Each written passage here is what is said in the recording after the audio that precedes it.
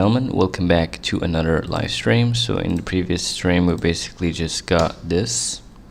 Let me show you. So this is part 3 of the streams where we create like an voxel game in SDL3 GPU and what is it called, and odin pretty much.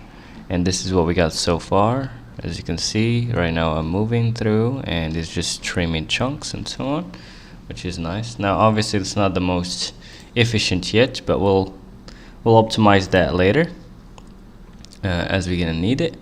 But yeah, let me share the stream on my Discord server live.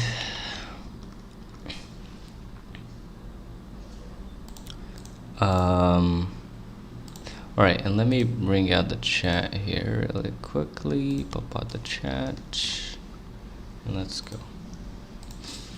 So alright, let's see what we got.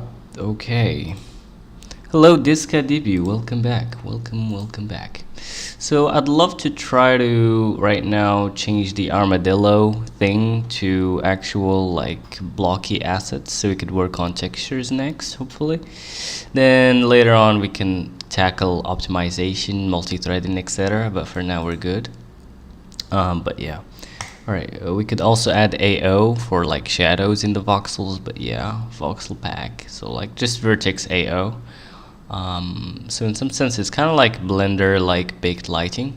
So essentially instead of like, what you could do, instead of having lighting being done in your shaders of your engine, what you could do is you could just bake them in, let's say something like Blender, which already calculates lighting for you and then it includes it in the vertices.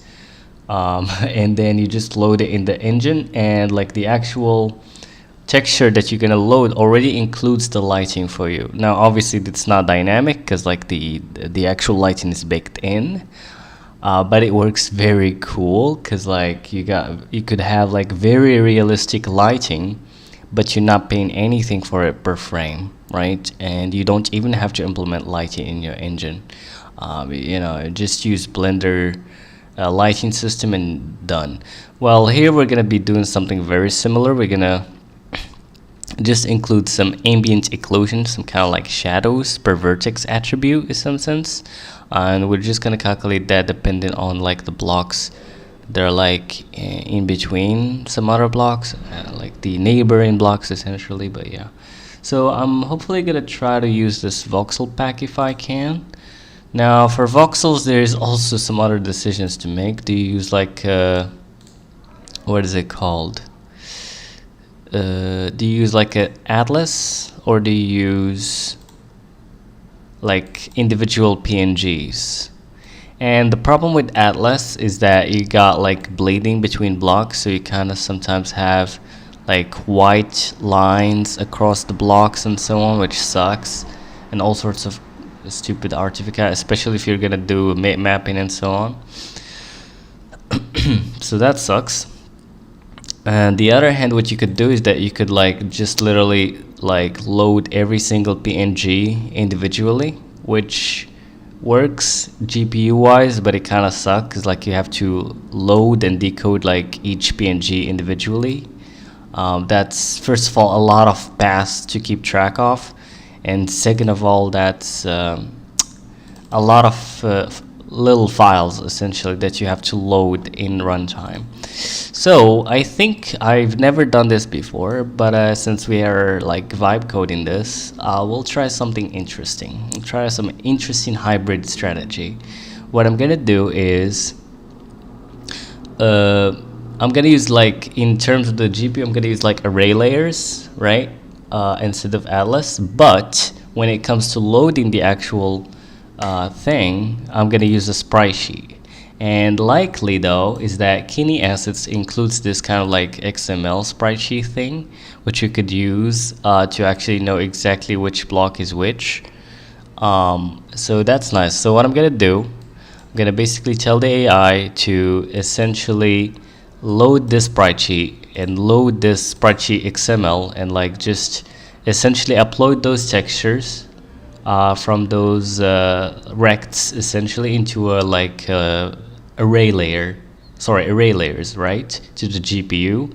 And we kind of have both like the best of both worlds, right? So instead of loading like 7,000 PNGs, we load one PNG.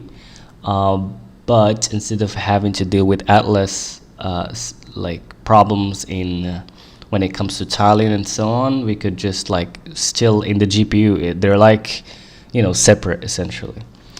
You can do what Minecraft does, bake textures into Atlas. Yeah, pretty much. So let's see what we could do. I'm not sure if that would work exactly, but we'll see. So plan Nano Banana Pro. That's weird. Let's switch the model back to Big Pickle. All right, read the code and let's go.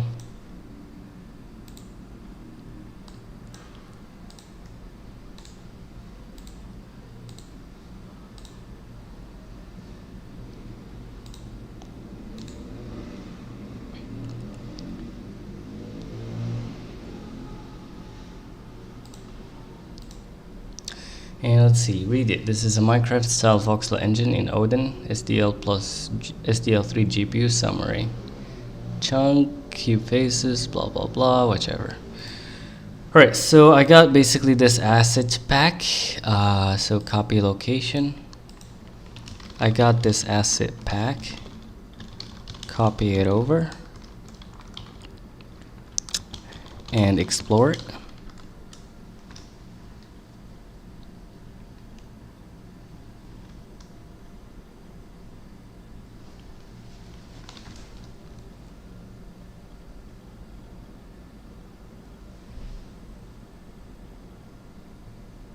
Oh, it includes even like a skybox? Really?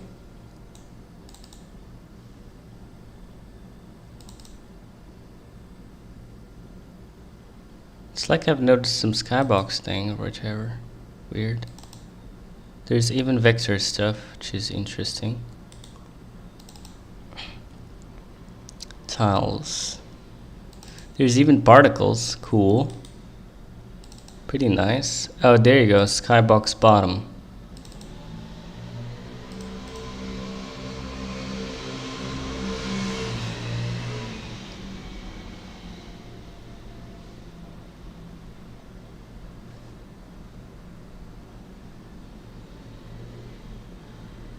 Eight sprites, swirls in 4 colors, 9 voxel characters.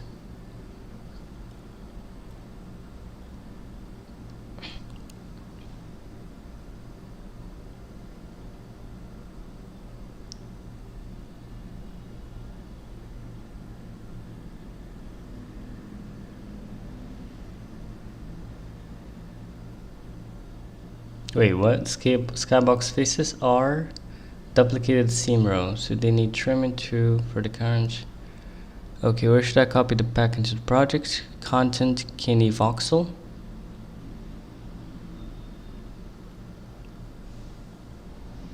So what do you think we should do? Let's just copy the whole pack, I think, for now. Beyond the copy, what scope do you want for this task?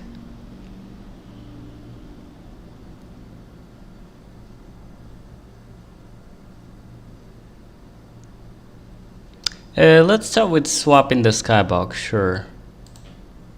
That's a small thing to do.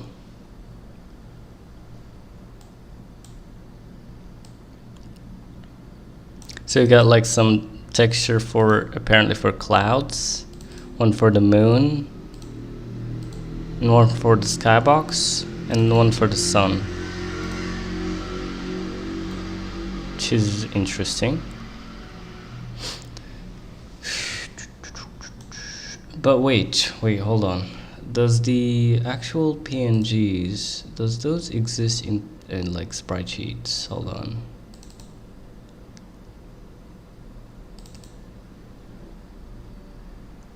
No, they don't look like it, which is interesting. I mean, yeah, okay. Continue.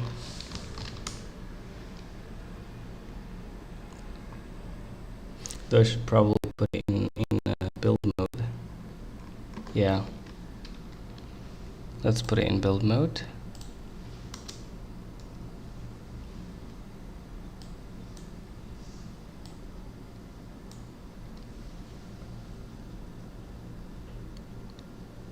And let's see what it's gonna do.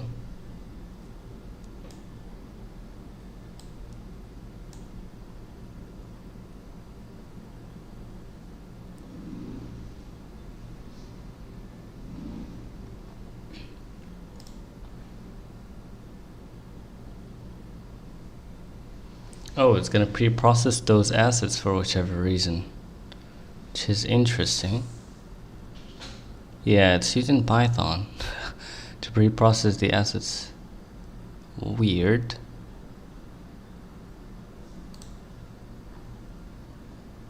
What the hell? Bro. What? That's like the most genius way I've ever seen, man. Like, what the hell? So it basically like used Python. They used Python to convert the images into ASCII so we could see what the images contain. Like, what the hell, bro? Look at that. That's insane. That's insane.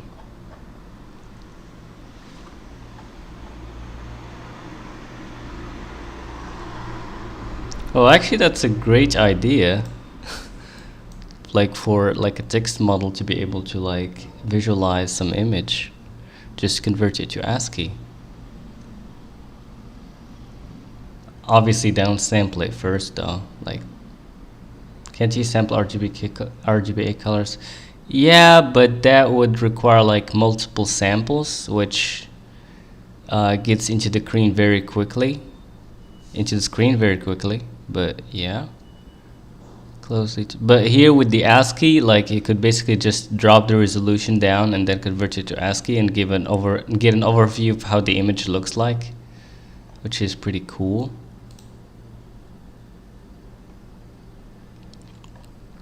But yeah, I was just kind of surprised that it did it that way. It doesn't even like need to see the images, but anyways.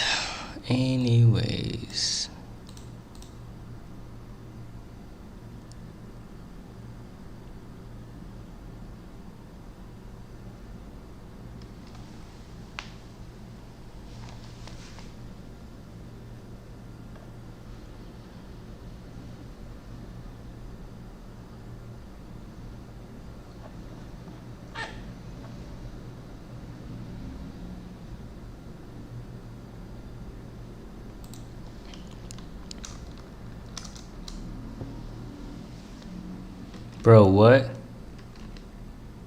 What happened?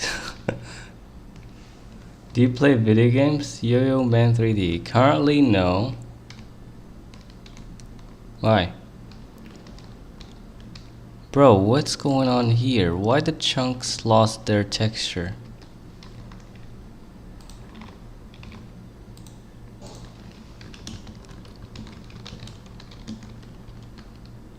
Why the chunks became white instead of the armadillo we had? Did you remove it?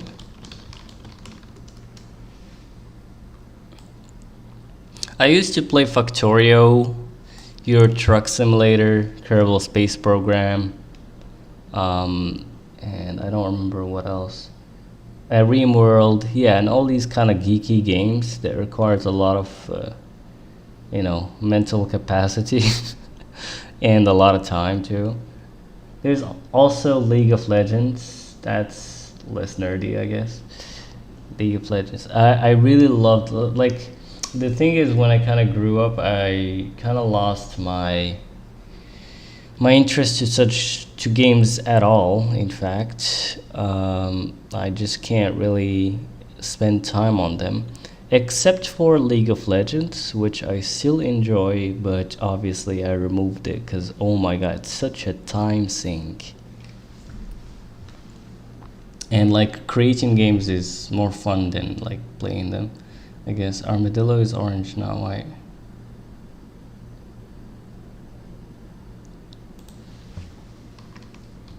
You can't screenshot, just analyze the code. the git diff.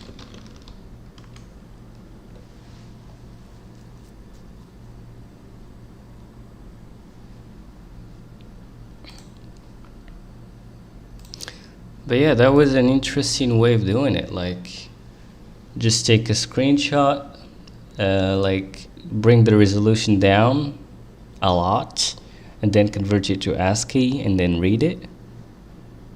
Very smart.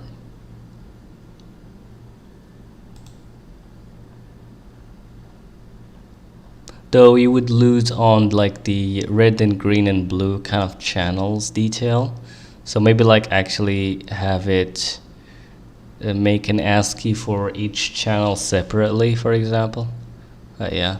Diff only touches the skybox loader, the chunk material path.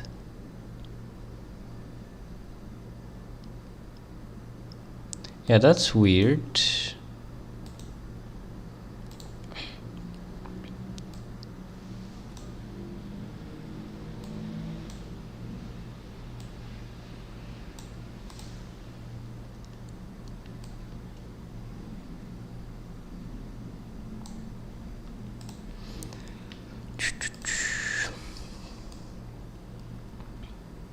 So I basically removed that like procedural generation of the sky and just used the existing textures there. And that's the only thing that changed in the framework apparently, which is interesting. But in the main function, on the other hand, oh, lifetime bug.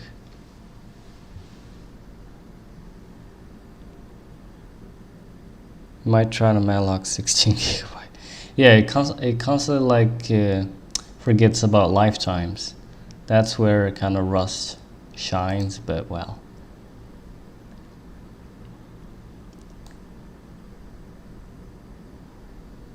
Yeah, I mean, hold on. So you got the faces here. Add image texture, armadillo. Wait. Do we have the same problem here too, but somehow it was working without it? That's weird. I mean, hold on. Content, images, armadillo.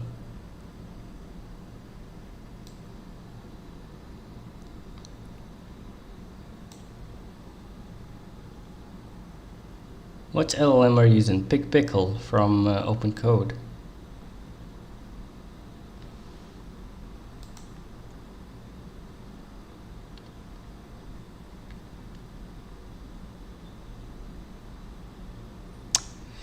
Yeah, he added the freaking like owning the data again. But anyways, whichever floats your boat, as long as it would fix my problem here.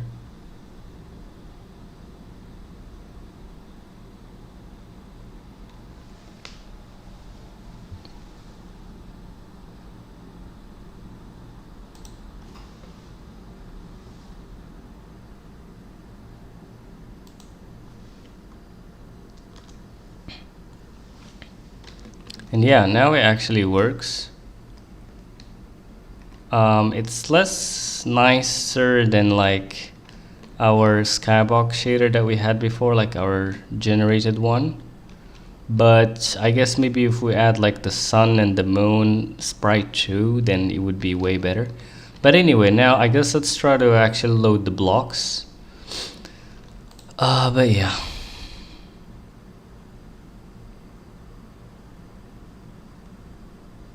Yeah, so until we actually loaded other textures, the actual lifetime bug of the armadillo texture actually surfaced, which kind of suck.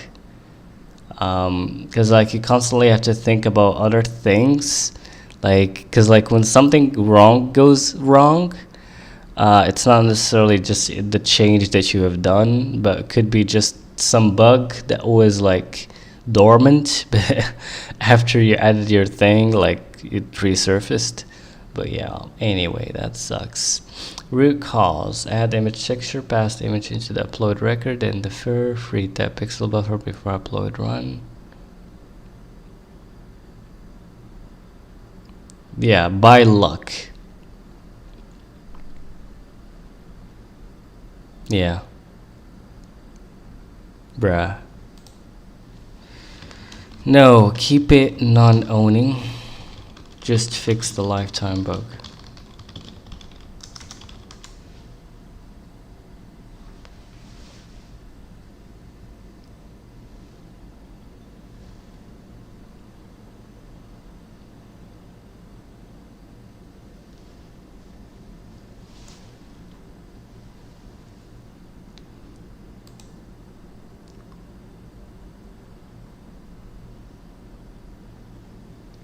All right.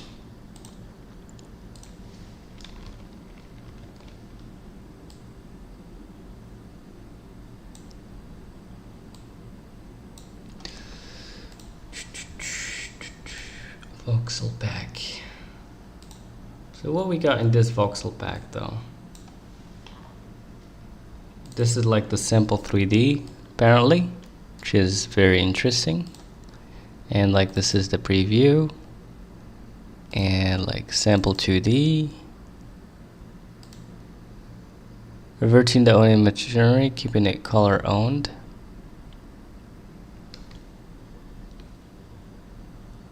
Hopefully it would make sure to fix the actual lifetime bug too. Because the way it currently fixed it by just like making it owning, which sucks.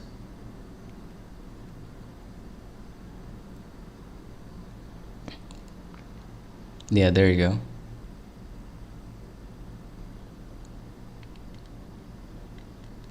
It's kind of annoying to be honest to do it that way, but we'll see about that later. Maybe we'd have like some sort of like, I don't know, some manager for those data stuff, which owns their lifetime. But anyway, reverse the owning machinery, stays non-owning. Okay, cool. Alright, so let's make sure that this still works. Alright, still works out just fine, which is lovely. Alright, so now what I'm gonna tell it is, now I'm gonna tell it to now load the sprite sheet sprite sheet of tiles along with its XML, and load just 2 textures for now that you need maybe grass and rock for now. We'll have more later. We'll load the rest later.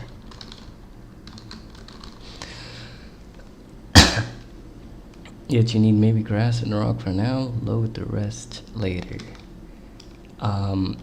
After you load them, immediately upload it to a SDL array texture 2D.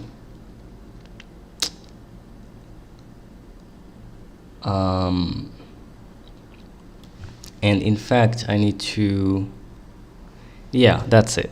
Let's just tell it that for now. But we'll have to actually, like right now, probably we're gonna need to create our own shaders at this point.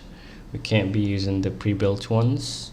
So we'll have to look into SDL shader cross.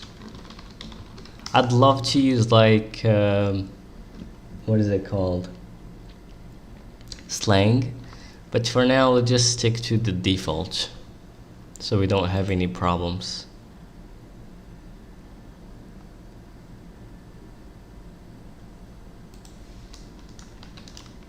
And like obviously Odin already have an XML library built in into the standard library, so we don't need any other dependencies either, which is nice.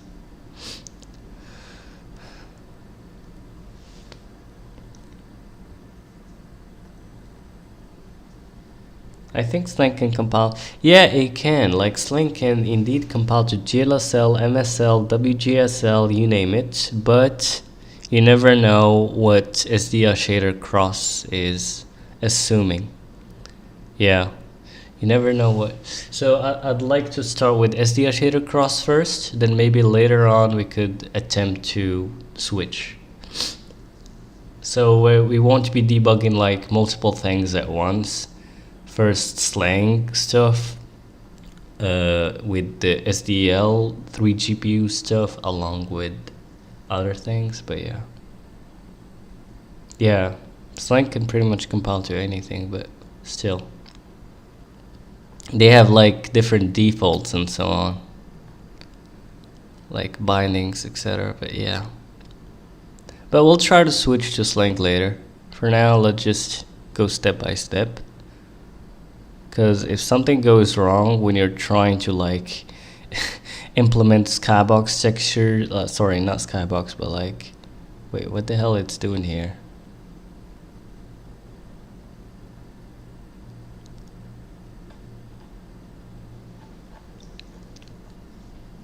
There you go, and it just made the actual XML parser for us. We don't have to create like an XML parser ourselves. Yay. Because it's such a mechanical thing, man. It's like LLMs are the best at that.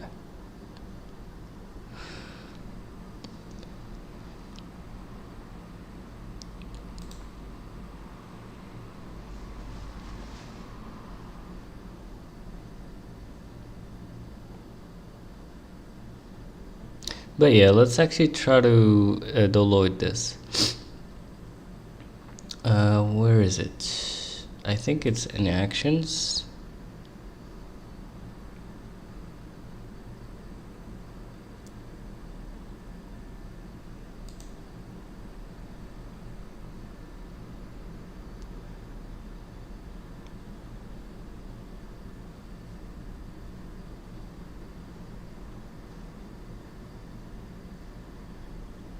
I'm not sure why Odin like switched the freaking index with the value, like the key and value order. I'm not sure why they did that, because like the AI keeps on tripping on that.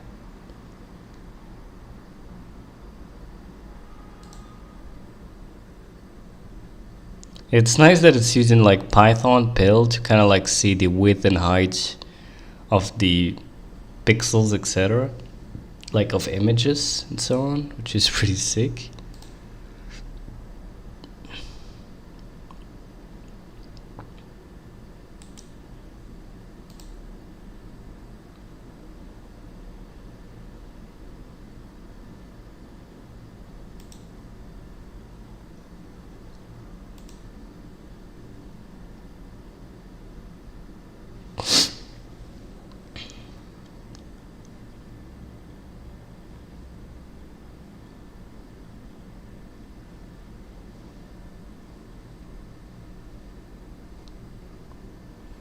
Let me see what. Oh, I forgot to actually like commit the previous changes, but okay, whatever. So now it returns.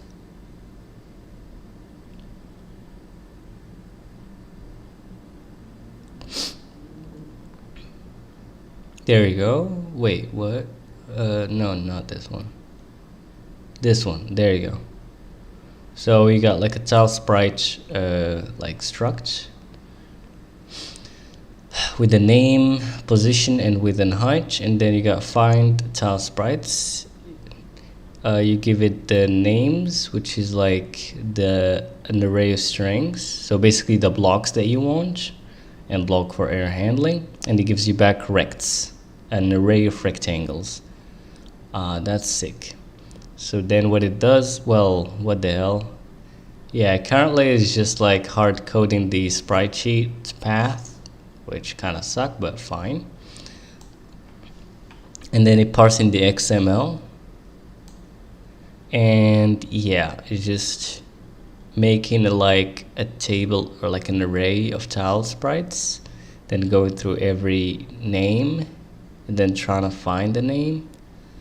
So I guess it's probably like doing an ON for every single for every single tile, which kind of suck. I mean, it's better off like just find everything and then just return the ones that you need, but like one loop essentially. But anyway, I mean, as long as it works, I guess, for now. But yeah, so as you can see, it's like parsing the XML, and let's see if this actually even works currently. I mean, currently we can't see much of results, but Yeah, it works. All right.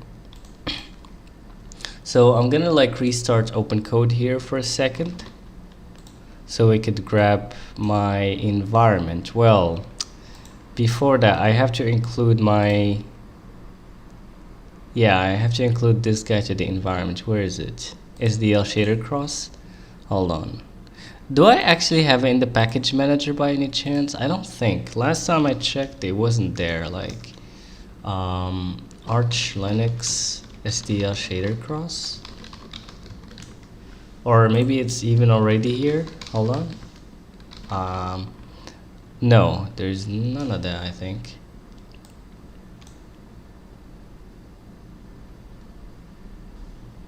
I think it would probably like build it from source, which kind of suck, and you never know if this is like a good port or not. I mean, last updated was 2025, which is crazy. Yeah, no, we're not gonna use that. So, all right, so let's just extract this guy. How do you do that? Extract here. And where are we gonna put?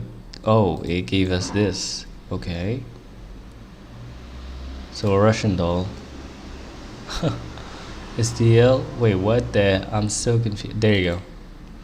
And bin include. There's even includes. Okay, and lib. All right. So basically, if you want to like compile those at runtime using SDL shader cross, you could do it through this, which is interesting. But then you'd have to like bundle all of these libraries, which all of these are like how much? 52 megabyte. 53, right? Which is insane. All right, so what I'm gonna do is I'm gonna ask AI how to add this to the environment.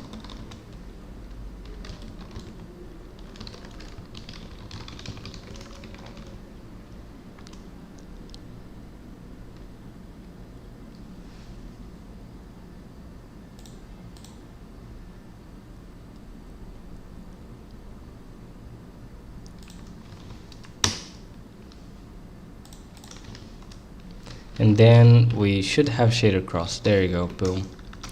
Now let's just go to open code. Well, not here actually. I should go to the path that we're using first. And let's open code. Let's go back to our session. All right. Now you have access to SDL shader cross, like command line tool. Check the sh script inside content shaders, if any, and you have to make a new shader for using the texture array.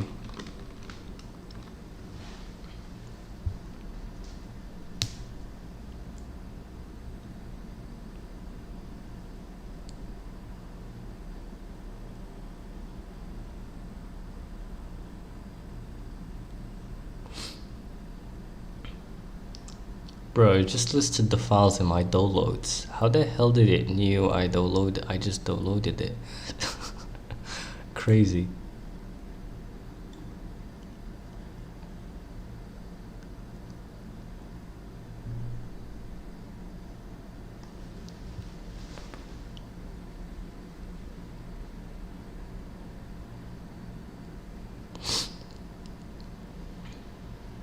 Oh, there's already a textured quad array. Interesting.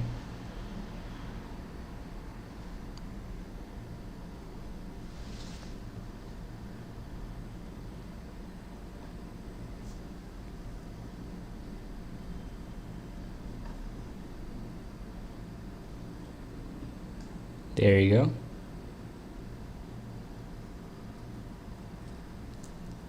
And it puts them in the right places, I guess.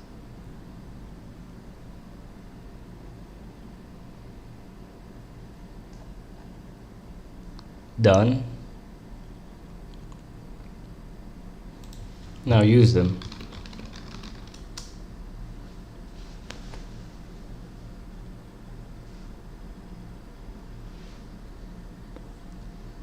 like instead of armadillo, but yeah.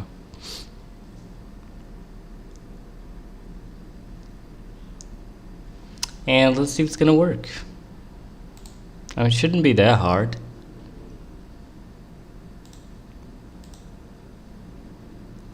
You have already like loaded the tile pixels, I think. Yeah, and you have loaded only grass, top, and rock for now. And let's see. And there's some compaction. Nice that it happened before it actually started working, because compaction in the middle of a task kind of suck.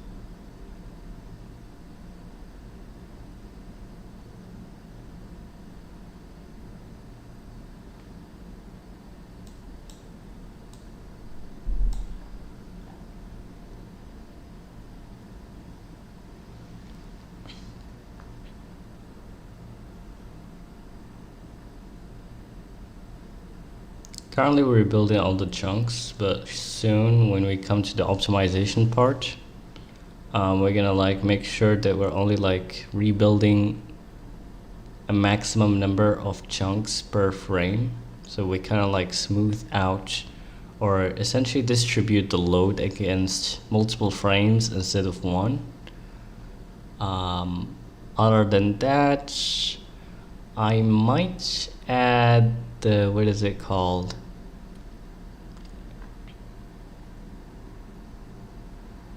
This section is a mess, what? Alright.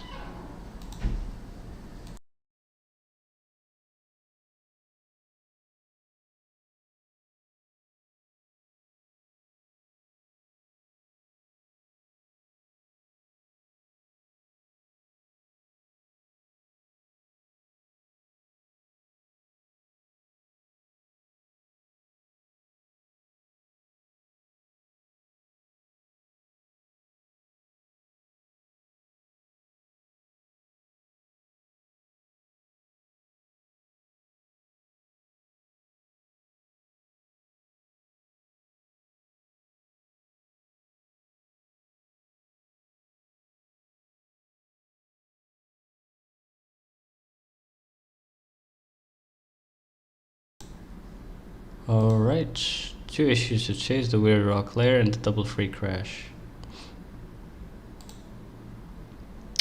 Yeah. I mean, let me see 1 second. Can you voxel pack? Sprite sheets? Sprite sheet tiles? And I think it was using this kind of rock, I guess.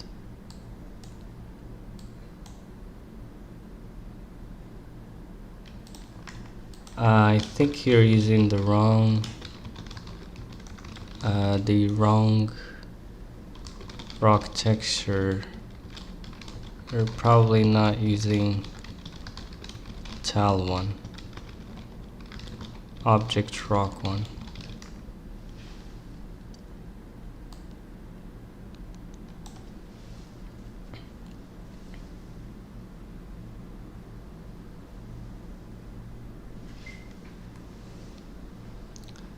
it might be called stone. I'm not sure.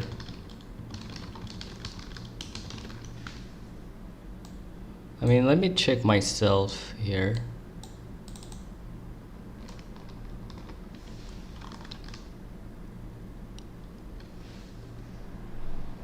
Yeah, there is a stone PNG there.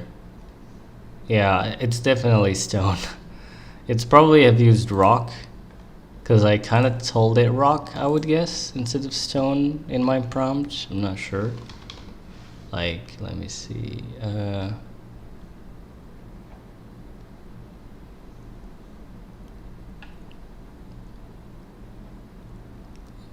There you go, that's what I'm talking about. But it still looks bland because we don't have any AO currently, and the nose generation is trash. But we'll fix these in a second.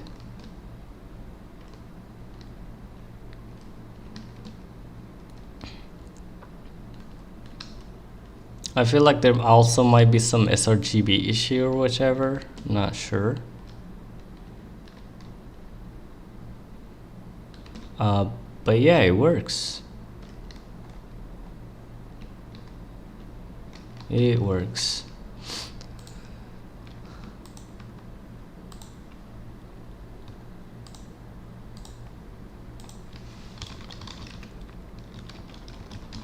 Looks a bit bland. I'm not sure if it's normal sRGB issue or just need AO next.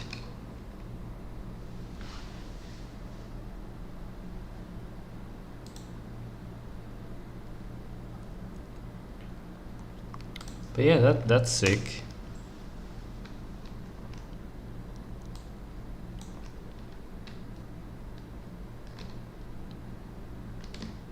Yeah, we probably just need AO, I guess. AO.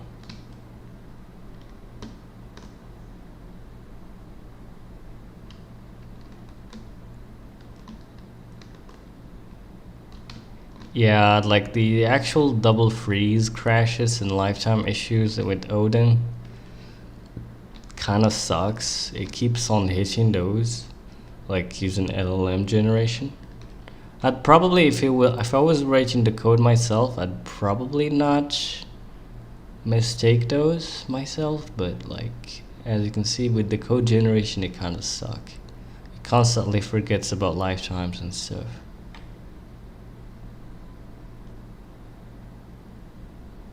Upload minute inconsistent. Alright, let me give it a val grind, fine.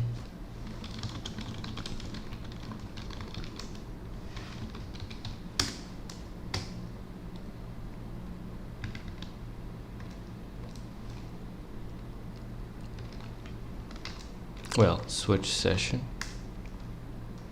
I just installed val grind. Recheck now.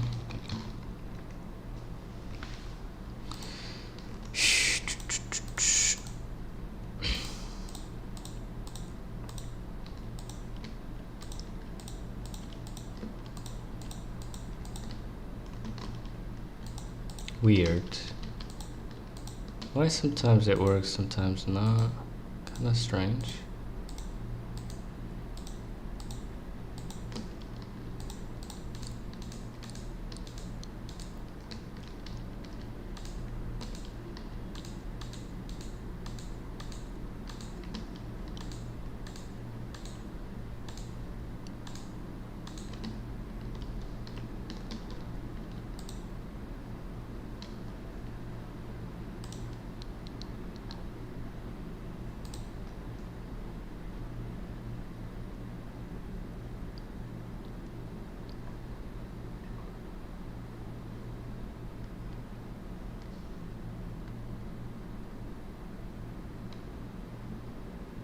In fact, there's also like an Odin tracking thing, tracking allocator, I believe.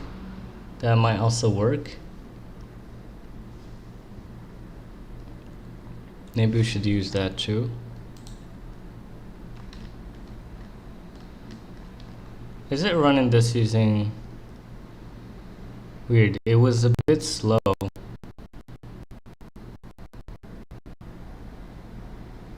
Oh, I guess it was running it through Valgrind, that's why.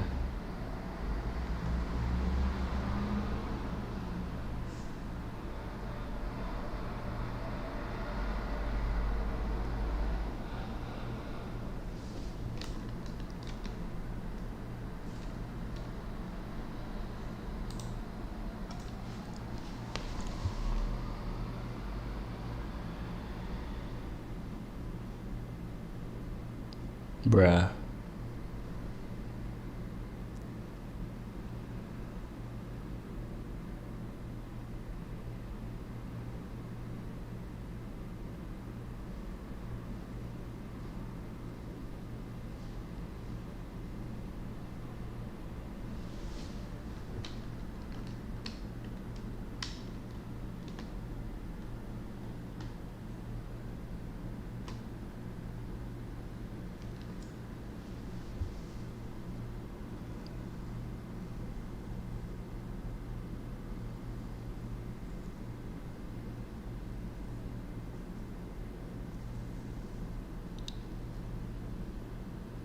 It's nice though that it could use like Valgrind like this and just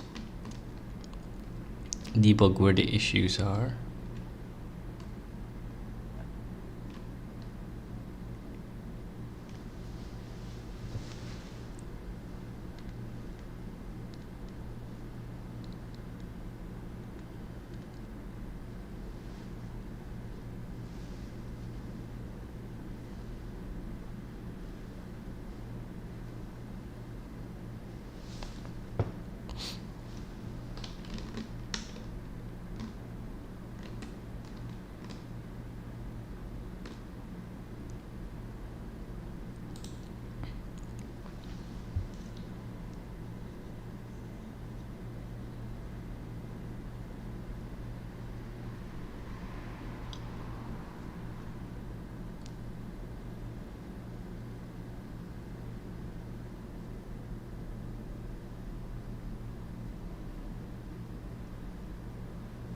Now it's back to our actual question. Nice. So this is like the texture array stuff.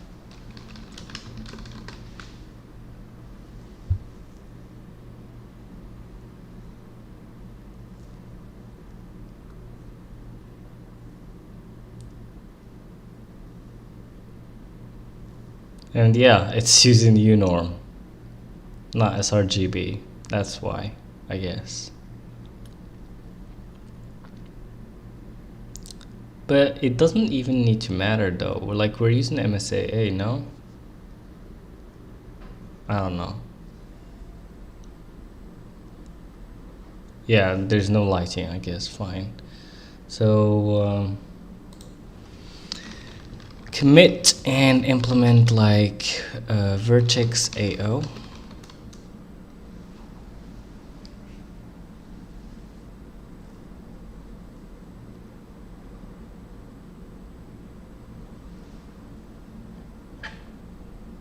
And that's a lot of assets, but it's just convenient to keep them all there, so when we need them we find them easily instead of like adding one by one.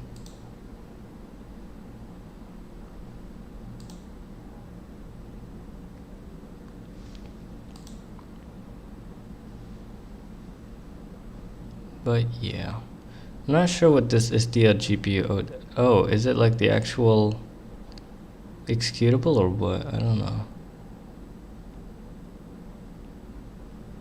Committed, now implementing vertex AO plus face shading.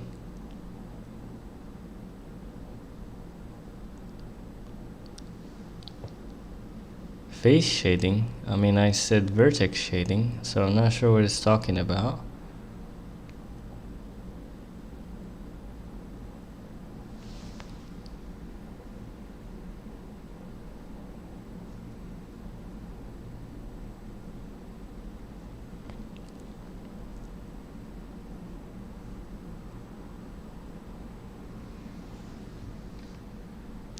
And well, I don't know what to say.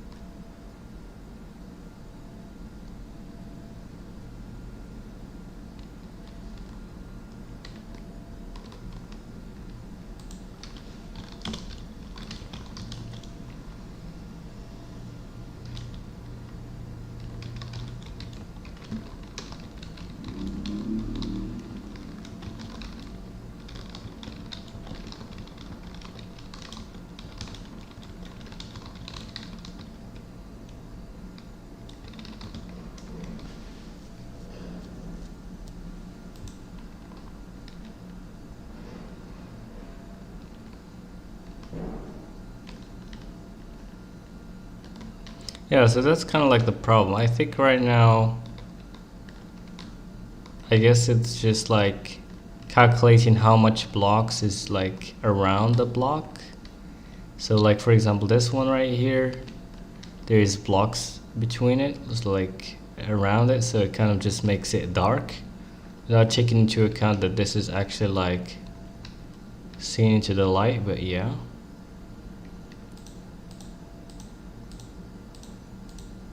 there you go. You can kind of see it here. There's also probably like some sort of a bug.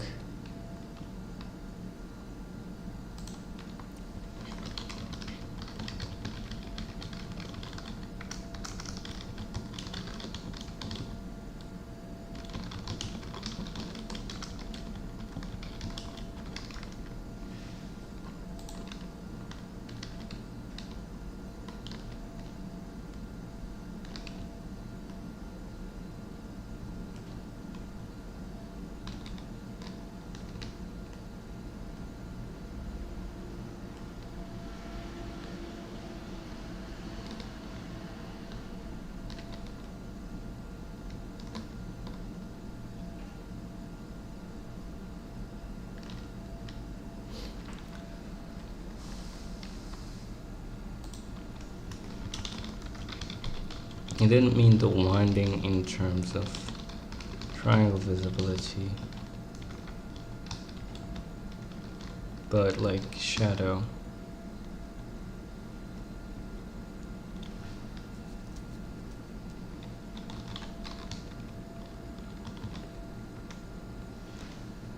There's probably a better term for that, but anyways.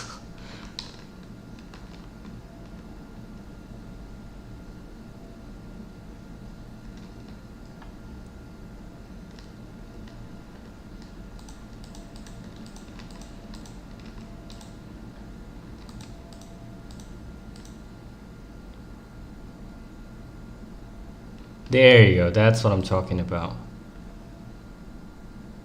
Boom. Let's go. So I guess it was probably the issue here.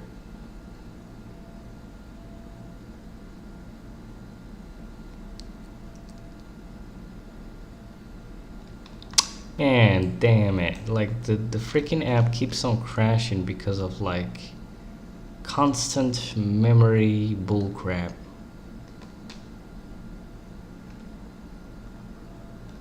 Man, I miss Rust already.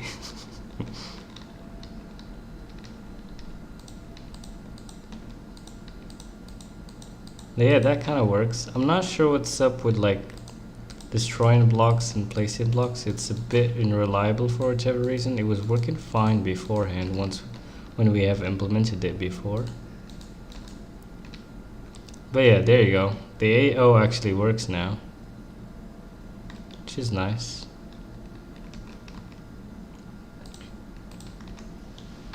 It works. Now load more blocks and obviously switch from bool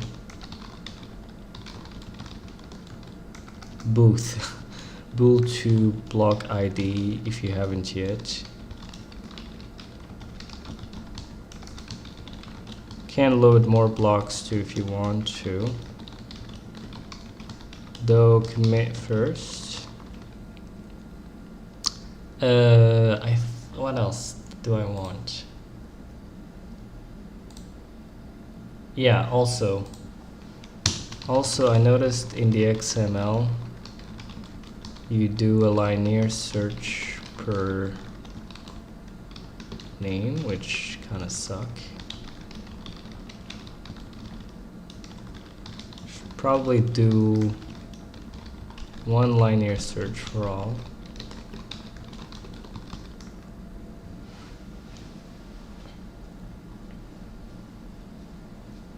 I'm not sure I've read the code right, but yeah, I think that's what I've seen there. It's doing like one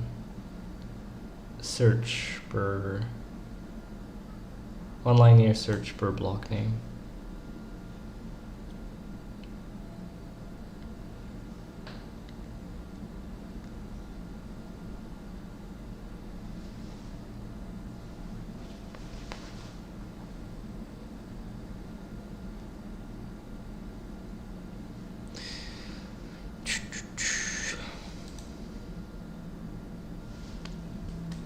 Yeah, currently it's still Boolean, interestingly.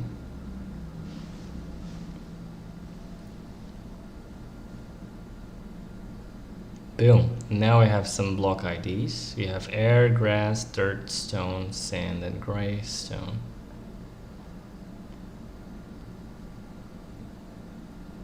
There you go. Now I even have a better like generator for terrain. Nice.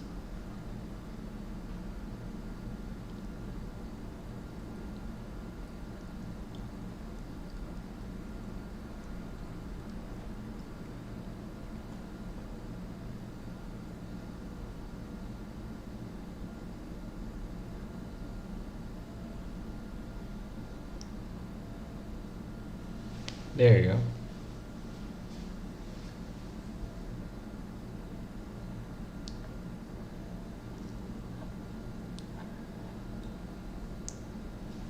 What the hell? I mean, that kind of works. Masin Muha, welcome to live stream. Welcome, welcome. Okay, so it seems like it works, but obviously the grass texture is like, what the hell? It's, Yeah, the top texture of the grass is wrong, obviously.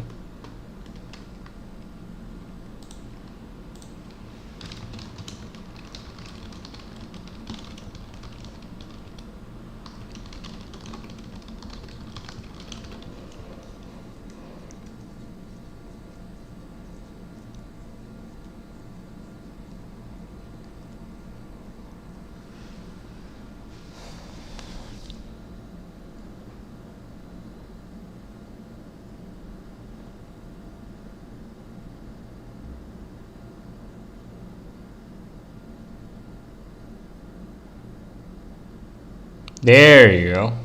That's what I'm talking about. Now we have something way better.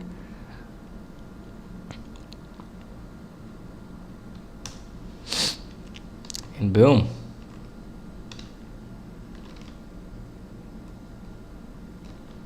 This is what we got. And you could just like, it generates like all of those chunks very easily. She's pretty sick.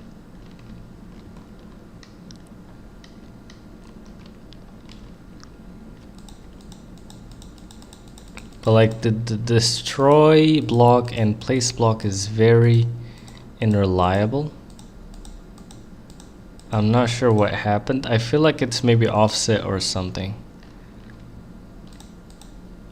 Yeah, I feel like it's offset.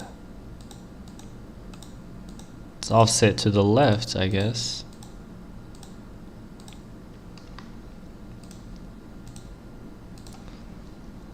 Yeah, Legur, welcome to live stream. Yeah, because like, you know, the first live stream is all about like setup. There's just a lot of boilerplate crap that you have to, and like foundation you have to put in place, and then later on, once you get started, you kind of get faster essentially. But yeah. Now, yeah, is it easy to just shift between Vulkan and DX, or there are a lot of bugs? No, it's easy. It's like, it actually does it for you. So like on Windows, it uses the DirectX backend, and on Linux, it uses Vulkan, and on, what is it called? On Metal, it just uses like the Metal backend. Though you could actually like that, those are just the defaults. You could override it, essentially. But yeah. Alright, so what was the problem that I had right now? Yeah, okay. So when we implemented the DDA, it was working perfectly. But now, after all the changes that happened, somehow it's a bit offset.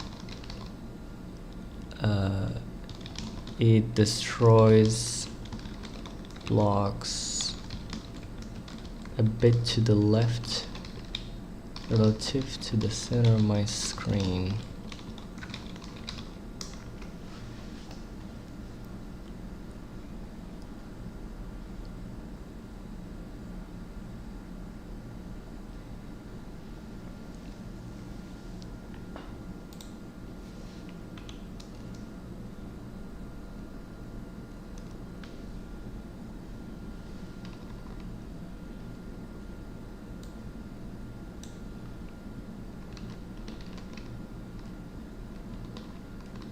All right, cool. So we're definitely gonna need like better generation. And currently the chunk. Ooh, look at that. Look at that bottom. Interesting. And also currently we're not calling the faces between the chunks. We should add that too at some point.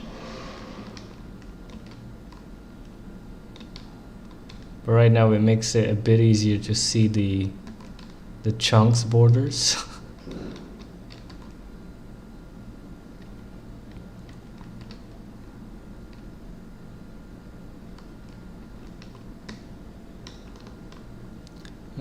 Okay. Right now we're not doing any kind of optimization and it works fine with this render distance. I don't see much jitters actually, I'm not sure why.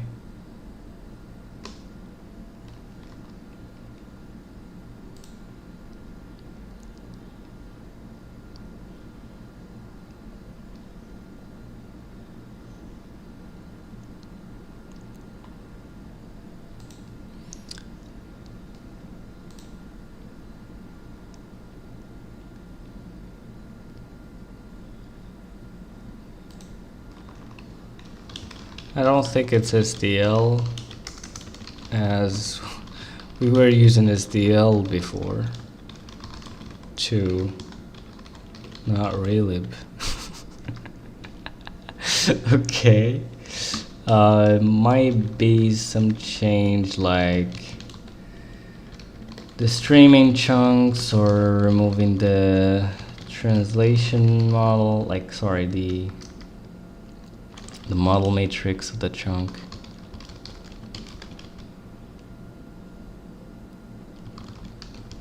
etc.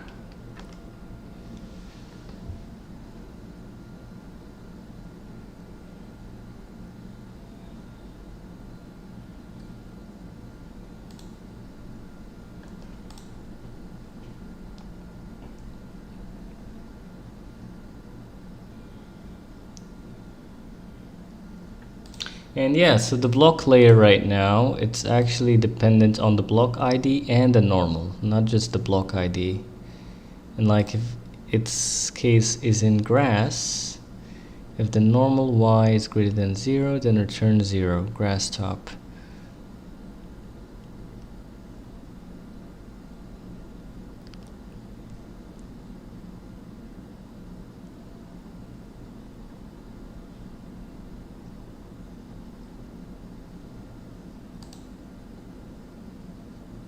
Return 1, third grass side.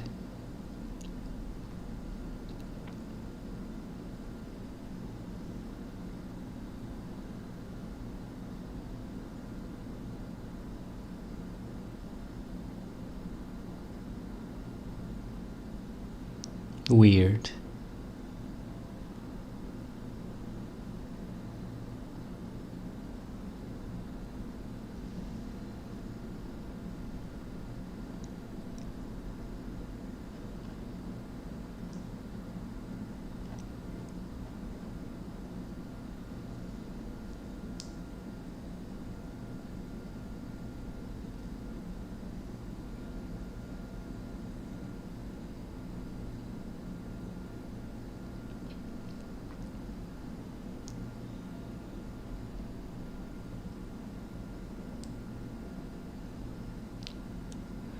I really don't think that's the problem, and there you go.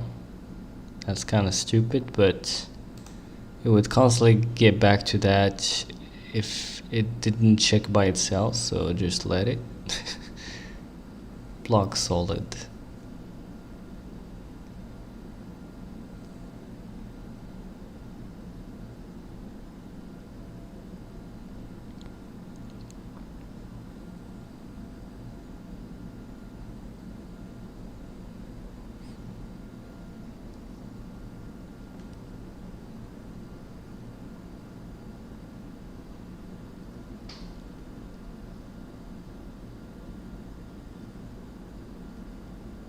Don't you consider the point AI isn't really helping them? It's taking a lot and not even finding a problem at all. I think it already have found the problem here. I think I have already did it now. There you go. It did it. Well, let's go. So I think I already know what happened. Yeah.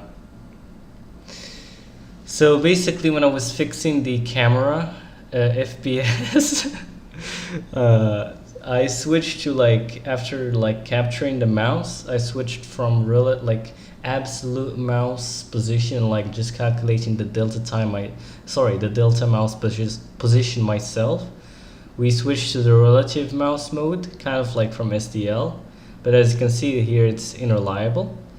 The regression wasn't the DDA math or the chunk transform, it was the FPS mouse capture. With relative mouse mode, the cursor is hidden and its absolute position is unreliable. So casting the pick ray from e.button.xy drifts to the left of the visual center. Pick block now casts through the window center, the crosshair, which is the standard FPS approach, and keeps right click placement and left click destroy aligned. And it actually works now, which is amazing. It works perfectly. And finally, we have some not bad of a prototype, though currently it doesn't obviously save your changes yet.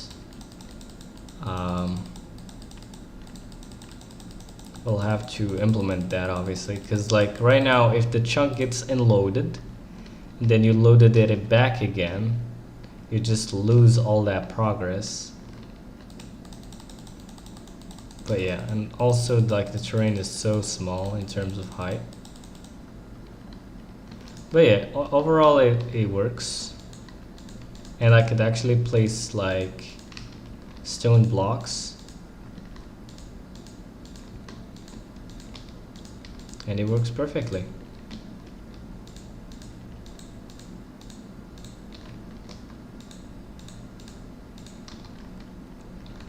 Alright, so that's pretty sick. That's pretty sick. Alright, so what are we gonna handle next? Alright, good question. How about we let it handle, like, what is it called? Greedy meshing? Yeah, I'm not sure if it would be able to pull it off. But let's just do it, I guess. Can it do greedy meshing?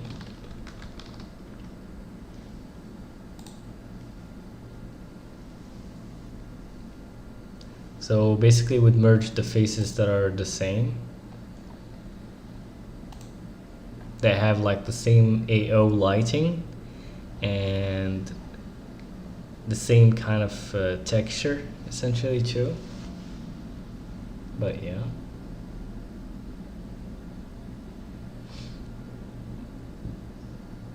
It's a bit less effective with the AO, but still it's a huge gain even with the AO. Cause like you can't merge faces that doesn't have the same AO either, pretty much. So yeah.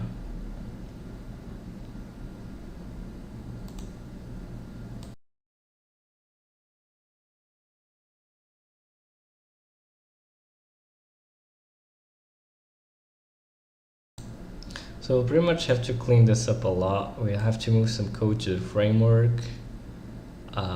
We'll have to also entangle some things so we could hopefully implement multi-threading next. That would be cool. I don't even know like what Odin actually gives us when it comes to multi-threading, but the general things that we need to basically make sure that it separates the data from the rendering. And so you'd have just these worker threads which grab the data array as a copy, and then it basically works on like does the greedy meshing and does like the rendering into a mesh essentially, and then it gives back the data into the main thread which uploads it, etc. But yeah, and it took like freaking 2 minutes, so let me try to wake it up.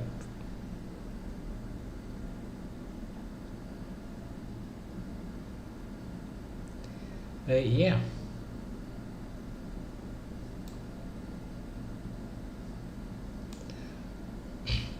We can also do like binary greedy meshing. So we would use bit masks for searching blocks. Like you could easily, let's say, jump over multiple air blocks easily using one CPU instruction if you have every single block in bits and so on. That's one. The other one we could also do is, where's the other one? Wait, let me remember.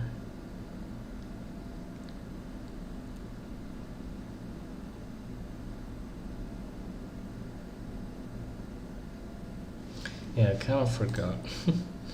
But yeah, I'll remember it later, I guess. Alright, so yeah, this is taking too long. You know what? I'm gonna start a new session. Control, well, yeah, just that, and read the project, the code.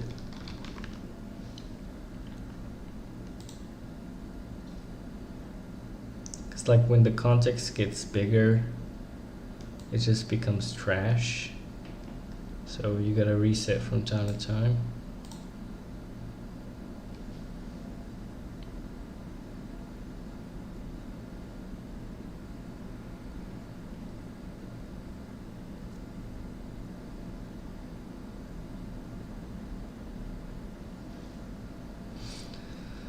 Alright, so main Odin in the voxel game.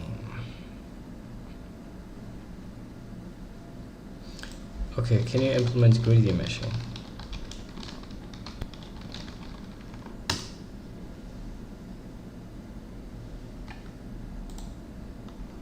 And let's see.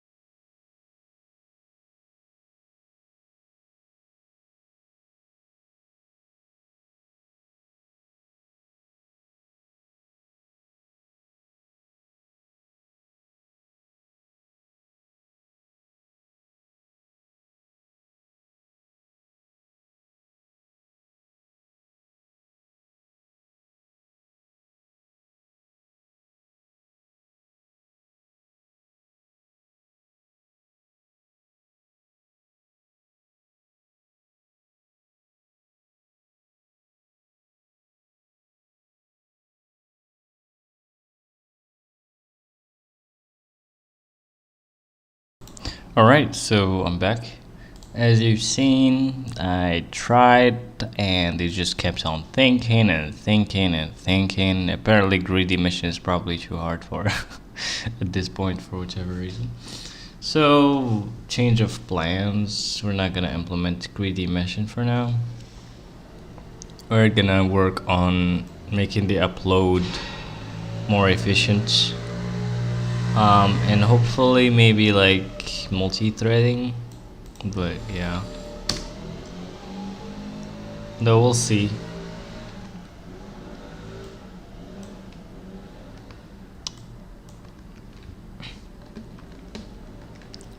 We'll see.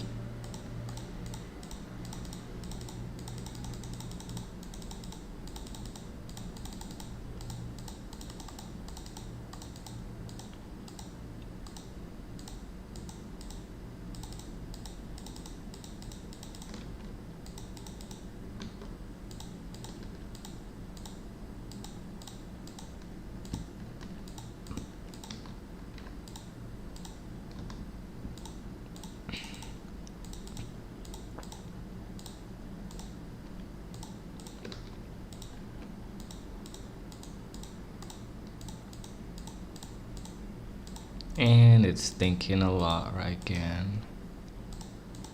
Well, yeah.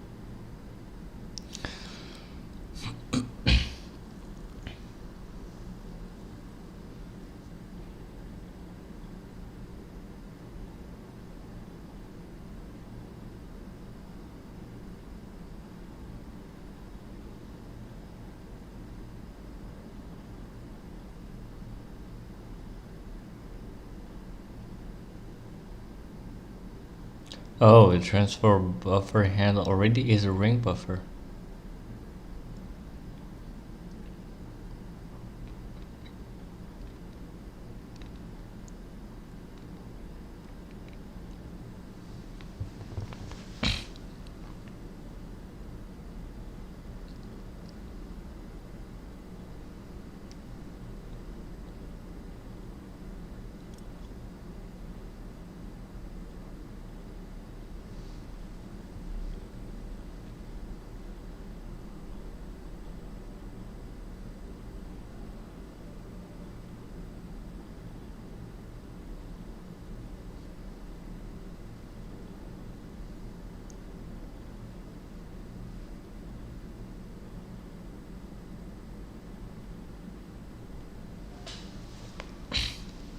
SDL3 requires transfer buffers to be in map before encoding upload commands.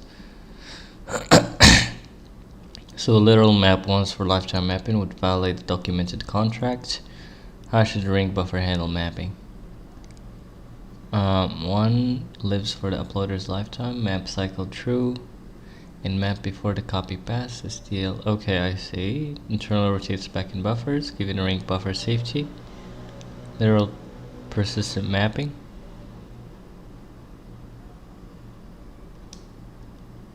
Yeah, let's just go with the first, fine. Whatever.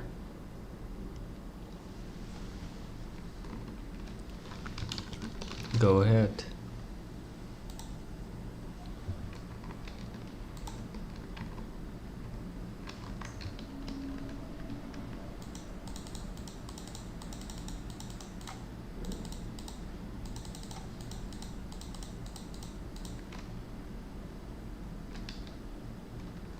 Where's the volcano? Poor man's volcano.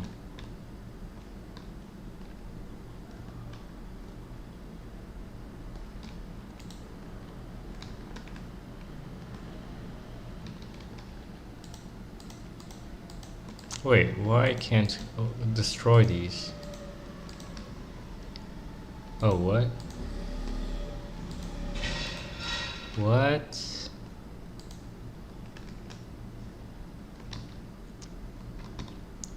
Kinda confused. I can't destroy them from there. Is it because they're in a separate chunk? Possibly. Yeah, that's weird. Like, hold on.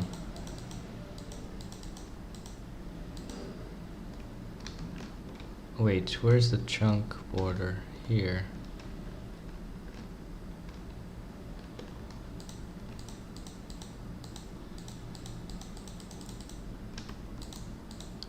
Yeah, interestingly, you can't edit like the chunks that you are not inside of. Oh, that's a bug. That's a bug.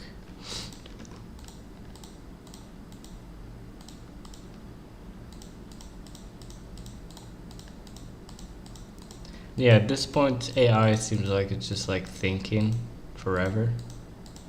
I don't know what's up. And here you go.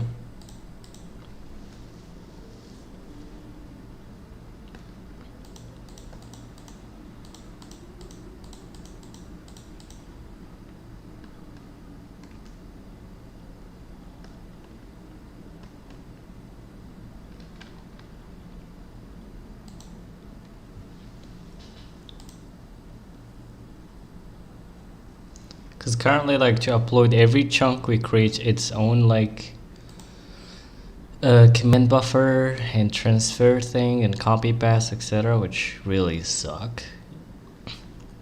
I mean, currently, in fact, the performance is fine, but you know, it could be better, essentially, and that's what I'm working on right now. There's different layers to this though. One of them is the uploader.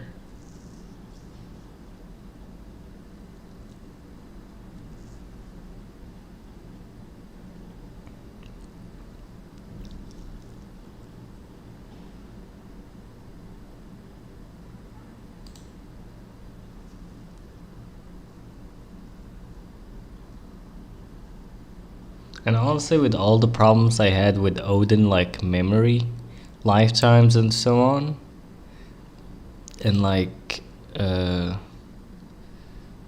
very hesitant to honestly do multi-threaded at this point.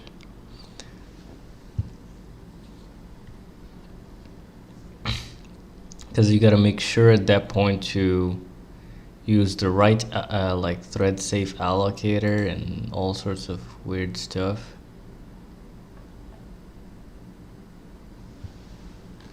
And yeah, and there you go, it seems to work.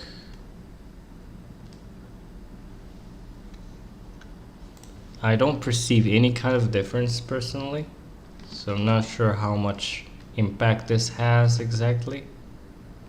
I mean, I could ask the AI really to like instrument the chunk upload on both cases essentially, but yeah.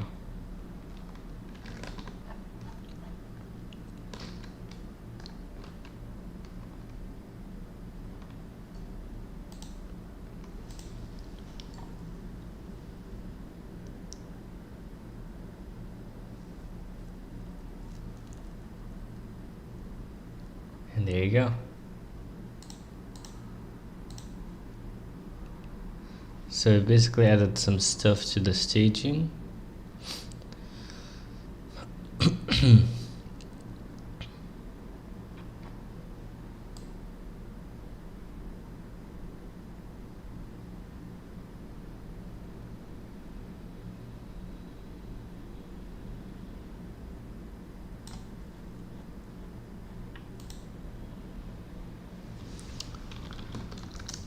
Now commit and make sure you're building you're distributing the load of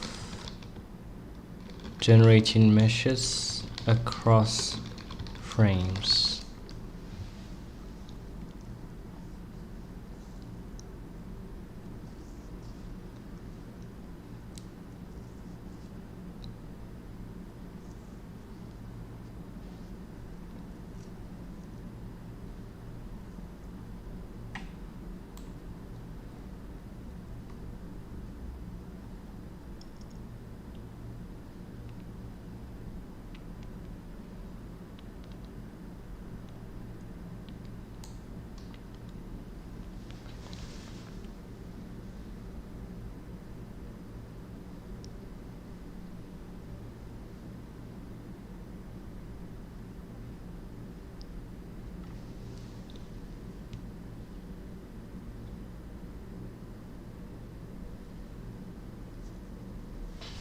and let's see.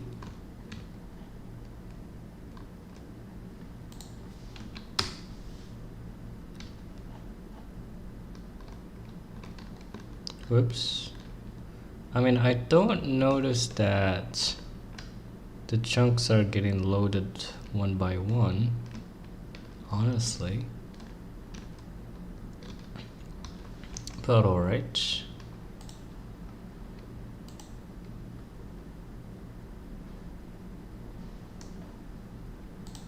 Yeah, I mean, currently, what is the actual chunk budget? It's 12 currently. Okay, what if we do one mesh per frame, I guess. There you go. Look at that. Now it only makes sure to generate one chunk per frame. Max mm.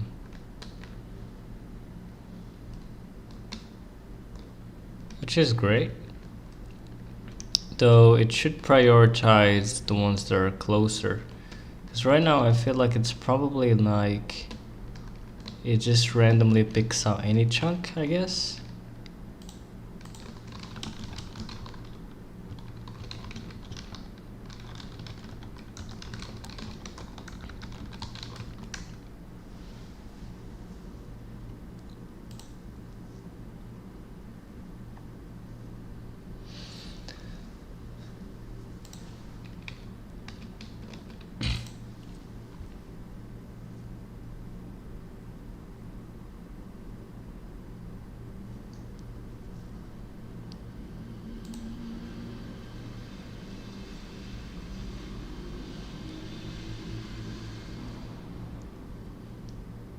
Next, we're gonna try to move the mesh building into worker threads with hopefully Odin thread pool and like channels and so on.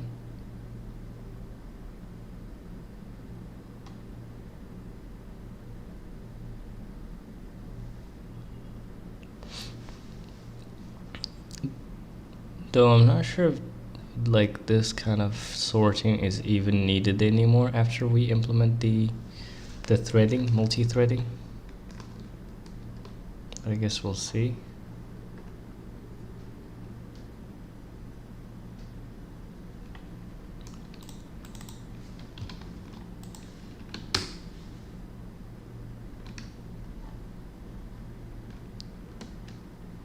Yeah, that's way better now. We no longer have those kind of like chunks that are being like missing inside of there, but yeah, that's quite nice.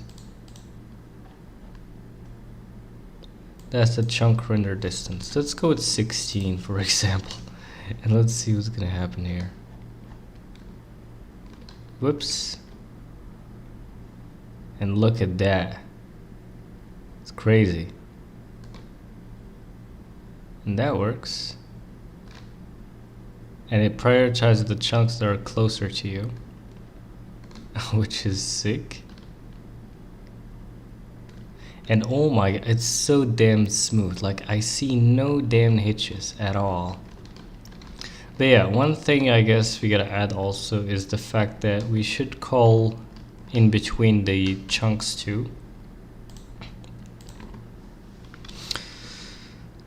Git commit, then call faces between chunks too.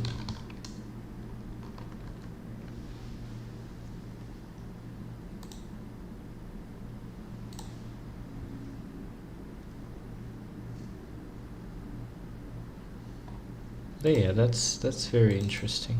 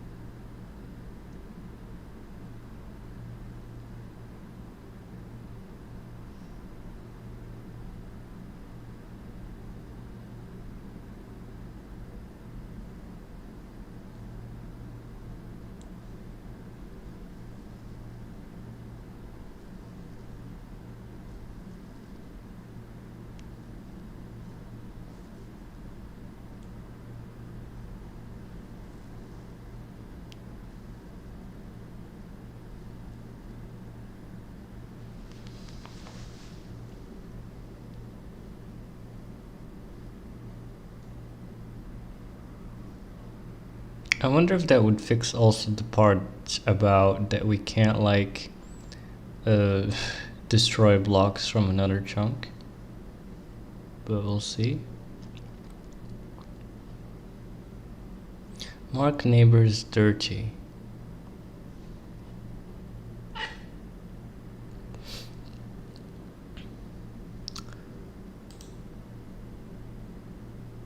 Oh yeah, so now like every time you kind of destroy a block in the corners, you have to rebuild the the neighboring chunks too, kinda. And look at that. Now we're calling between the chunks too, which is nice. Pretty nice.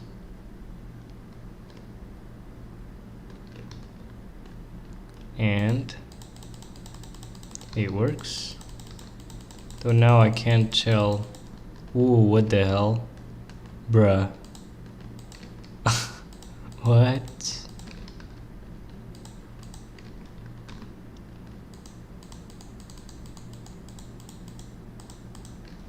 Bruh.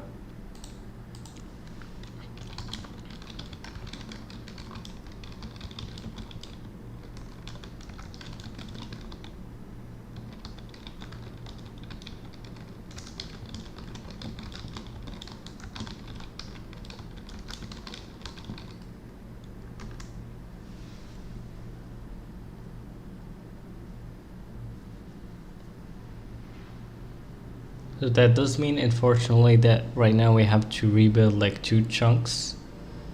But well.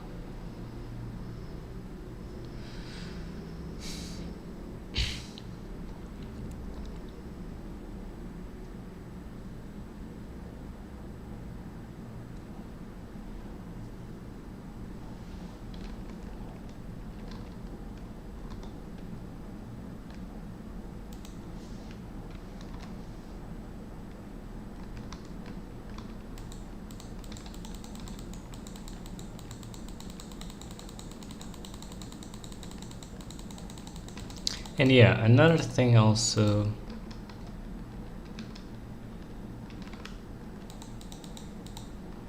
And look at that, like the other chunk gets kind of recreated, but you can definitely see that yeah, that kind of suck. Can definitely see, yeah. Well, how are we gonna deal with that?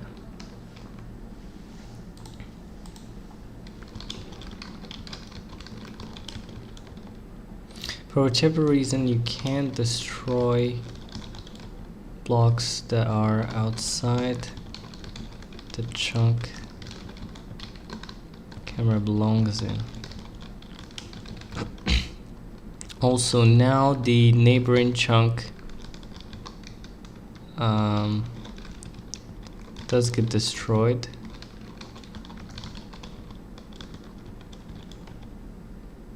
But you see the flicker, but you see the empty face gets regenerated. Should regenerate immediately.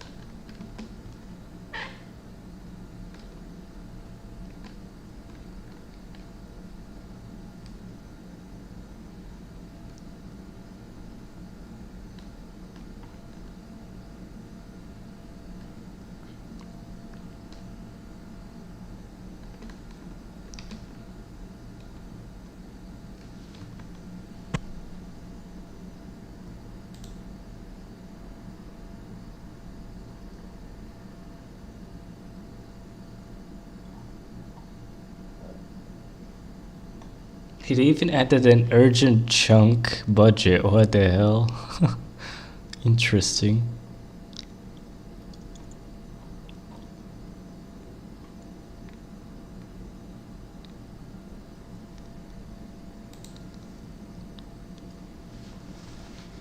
I wonder if that would fix the issue though.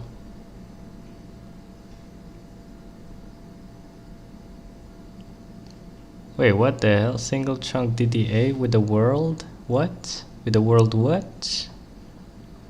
Bruh. World spacewalk? What the hell is that?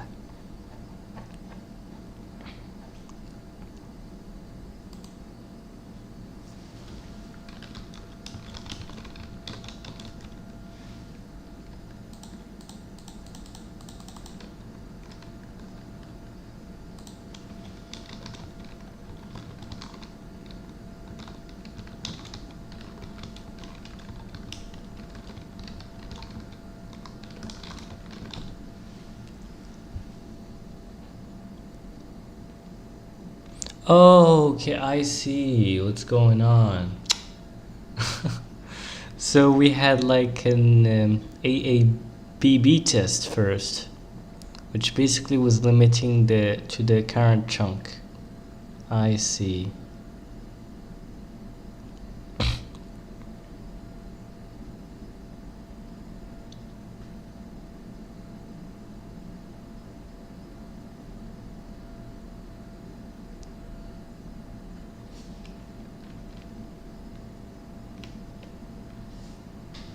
Immediate neighbor heal.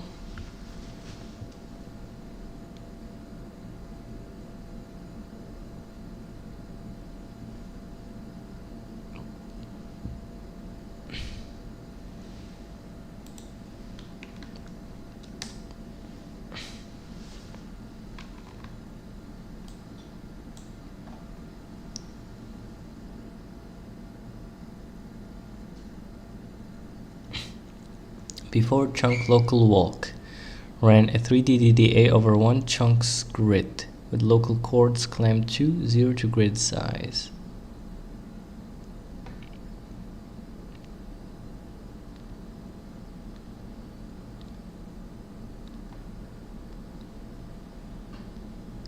I see.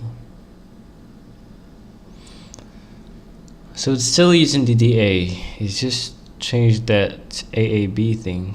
AABB, but yeah.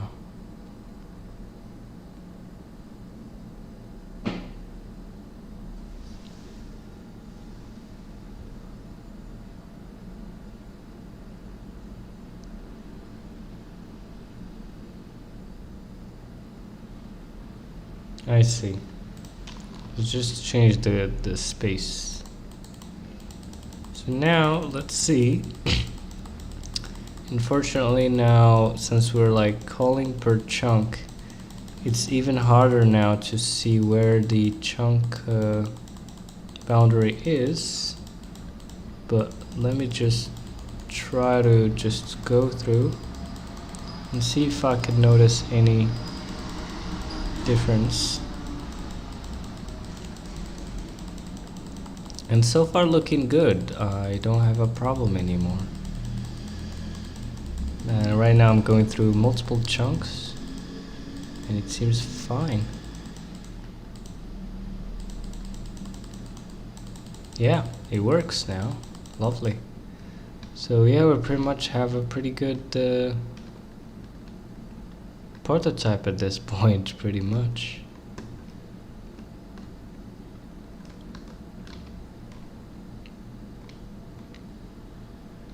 I would love if it was able to like implement greedy machine 2, that would be cool. But last time it was kept on thinking, so let's see.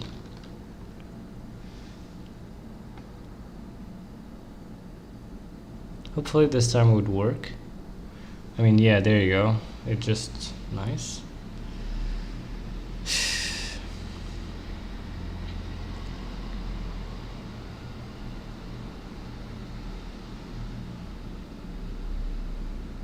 Maybe you should always like start in plan mode first, So instead of it thinking in the background how the hell to do something, it would think in front of you in plan mode. And then once it's ready, you go into build mode. And then it would probably think way less, maybe. Could be wrong though, but yeah.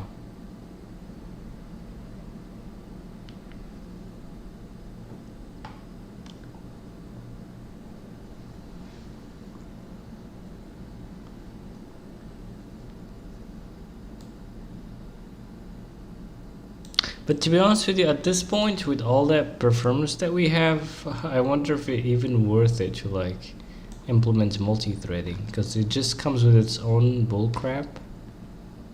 I don't know.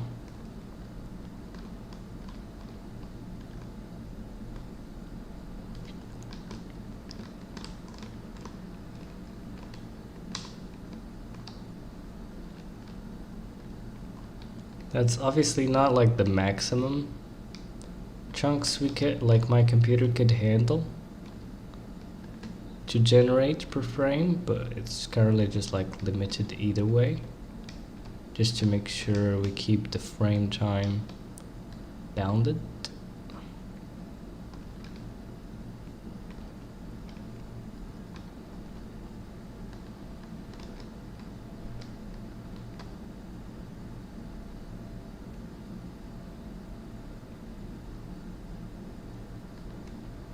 But yeah.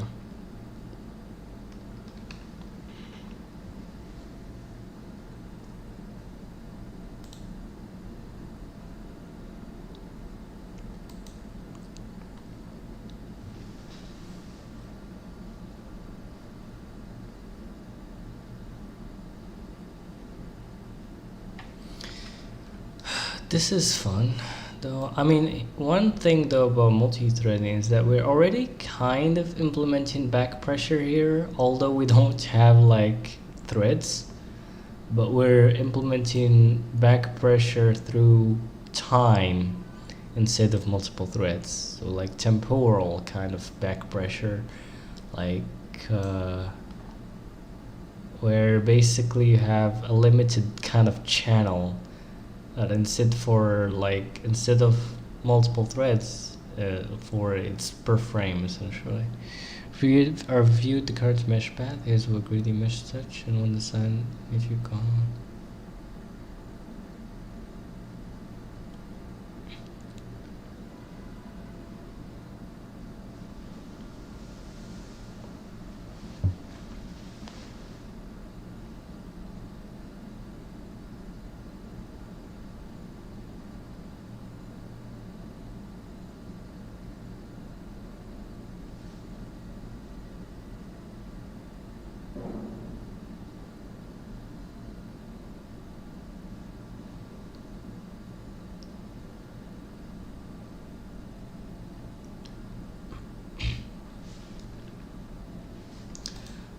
Yeah, so you could either do per face shading or per vertex AO, but only merge only where it matches.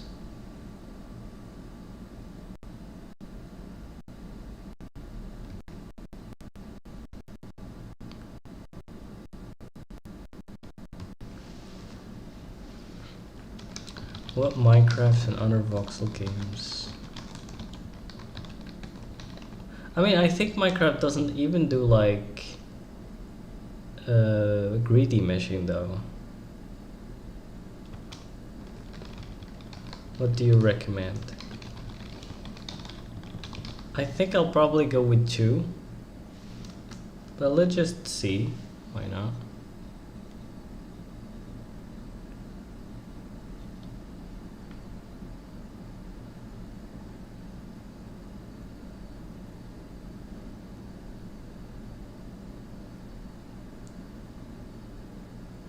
Yeah, there you go.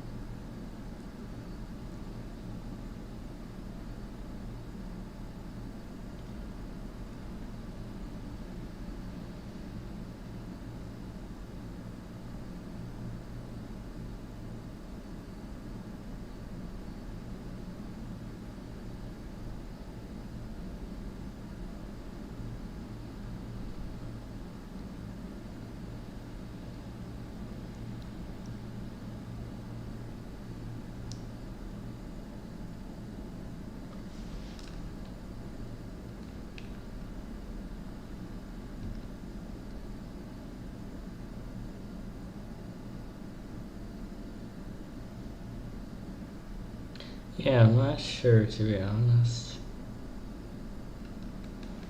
I mean, let's try flapper. I think it's probably way less detailed though.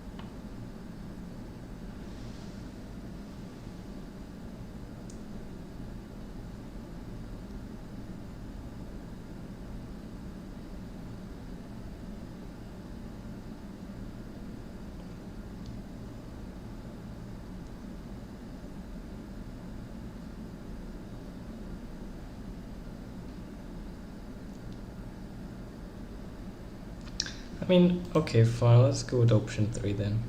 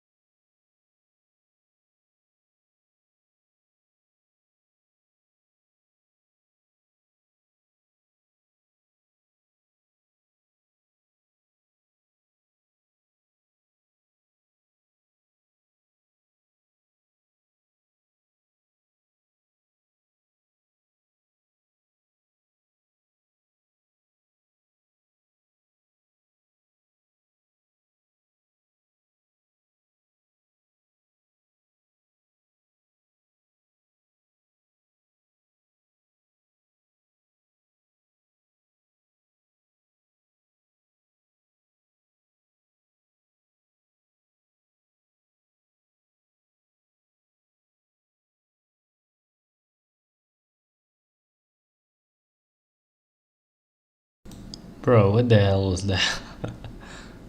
I mean, I could see some like greedy machine there, but some faces are invisible. I think the top face.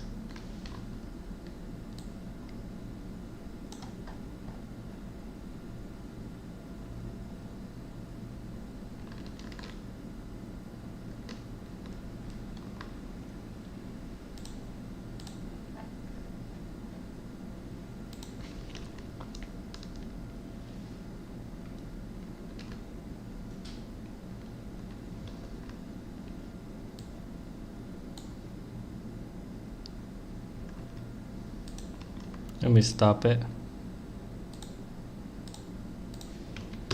And let me verify what the hell is going on here. So first of all, as you can see, there is some apparent like 3D mesh in there.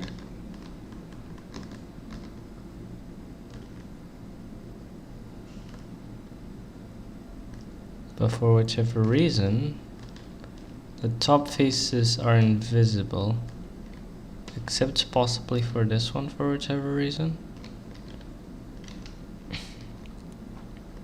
So whichever this face is, it works. Top doesn't.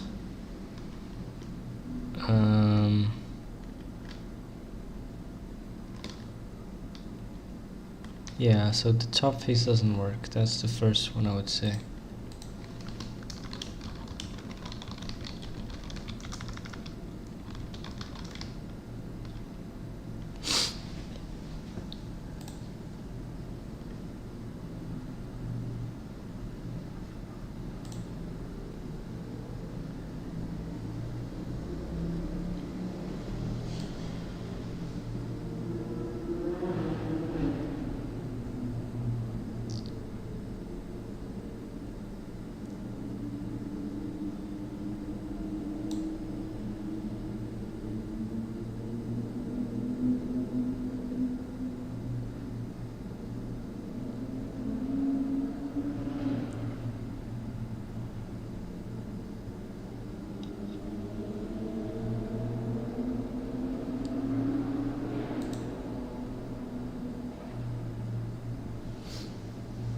And now it kind of works, but the AO looks weird and the grass block is inverted.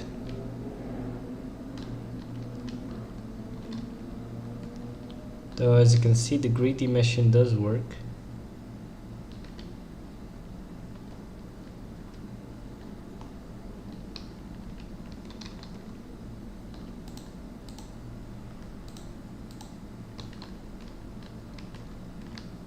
Yeah, I'm not sure that's probably just how face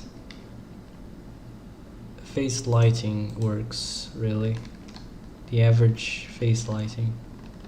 Let's see the vertex. As you can see, it's not as detailed, unfortunately. Yeah, man, that sucks.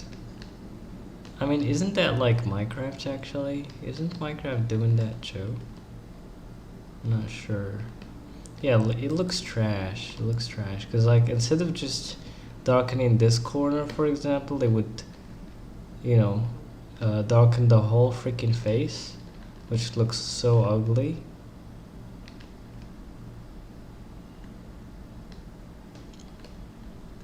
And yeah, the grass texture for whichever reason is inverted, so it's probably inverting some UVs or something. The grass, the side grass looks upside down for some reason. Also, the per face AO sucks. Just use per vertex.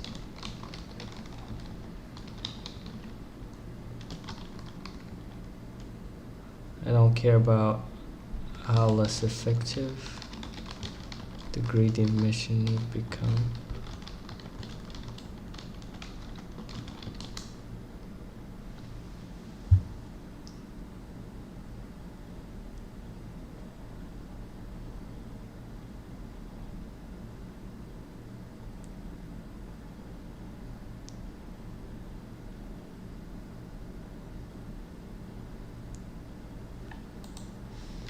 Oh yeah. So that's what like per face lighting looks like. Per face AO, ambient occlusion.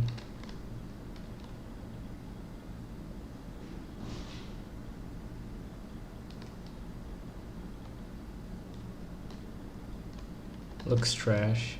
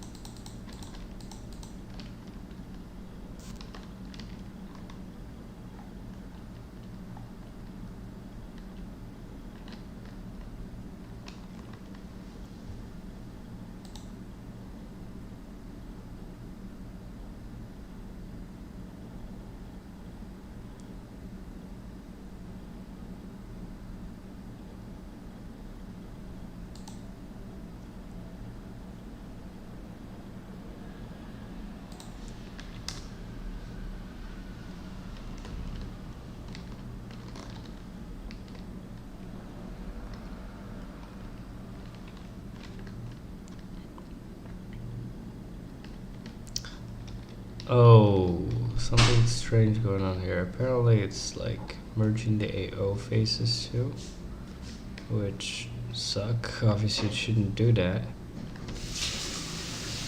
But yeah.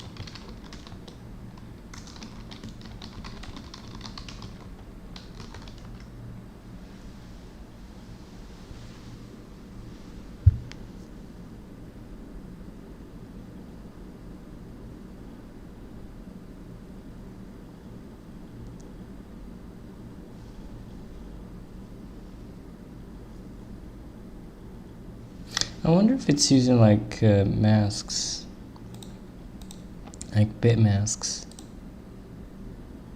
for the greedy meshing. I mean, there is a mask there, but I'm not sure if it's a bit mask. What the hell? Why suddenly everything is stone, bro?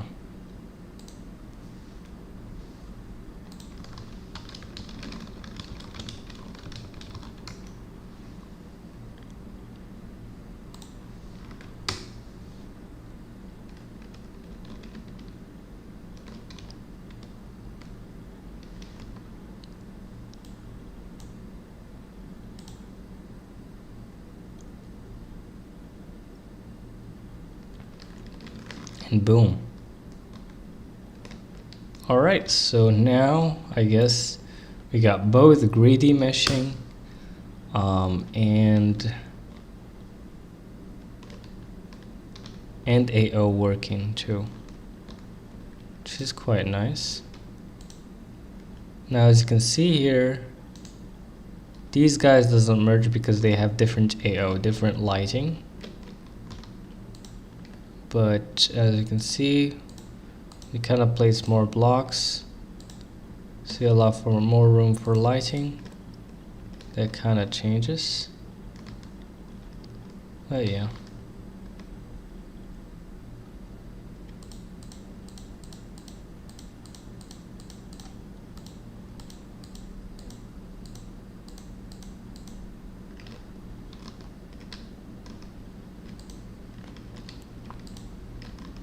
Perfect.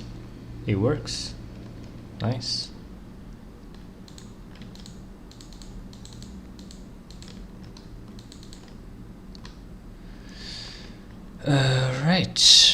Alright. Okay, so what we should work on next? Should we try multi-threading?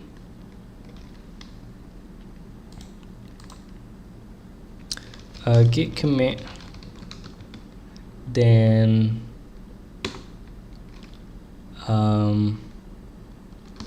you gotta split the meshing from the upload, from the data, etc. So we could move the meshing into worker threads through channels or something. As for cross chunks, we can make it 18 by 18 by 18 and include in there the borders of the neighboring chunks.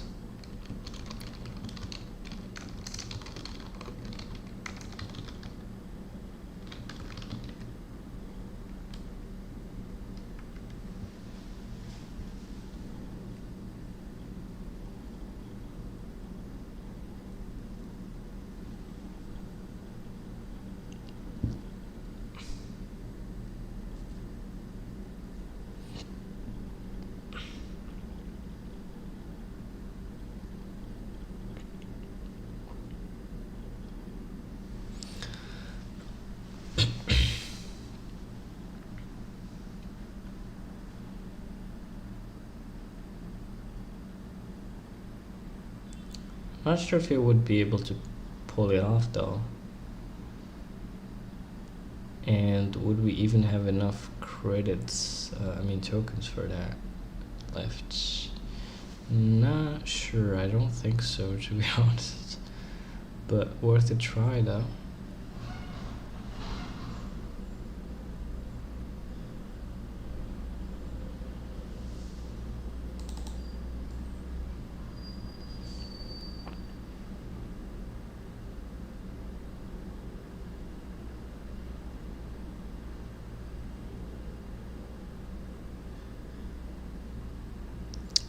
I can't tell if it's using binary greedy emission here. I don't think so, but there is some weird divisions and stuff, and obviously it's calling it a mask, but still. A mask of like integers though. So I don't know. I don't see any bit manipulation either.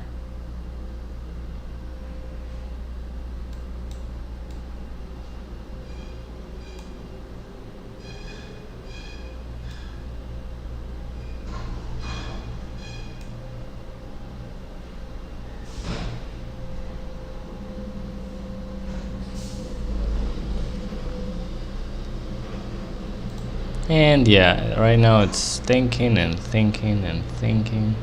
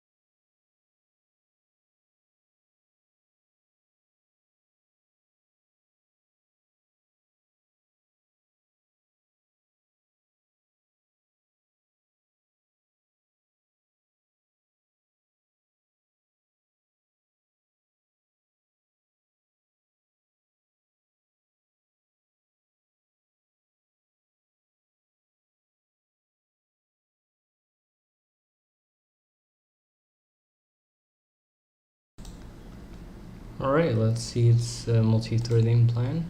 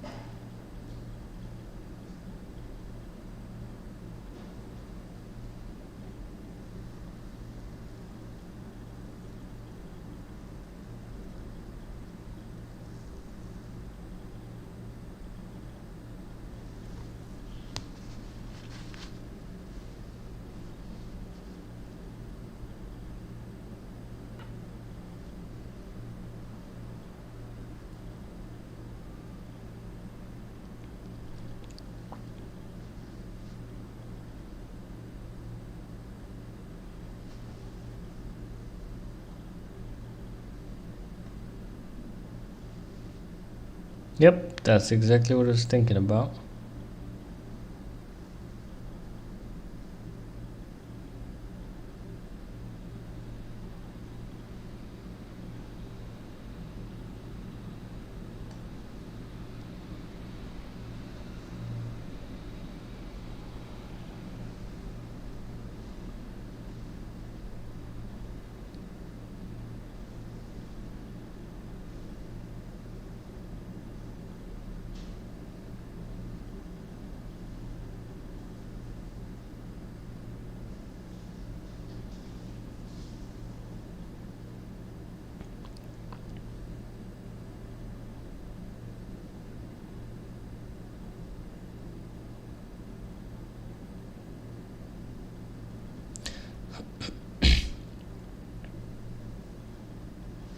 Nice, nice, nice, nice.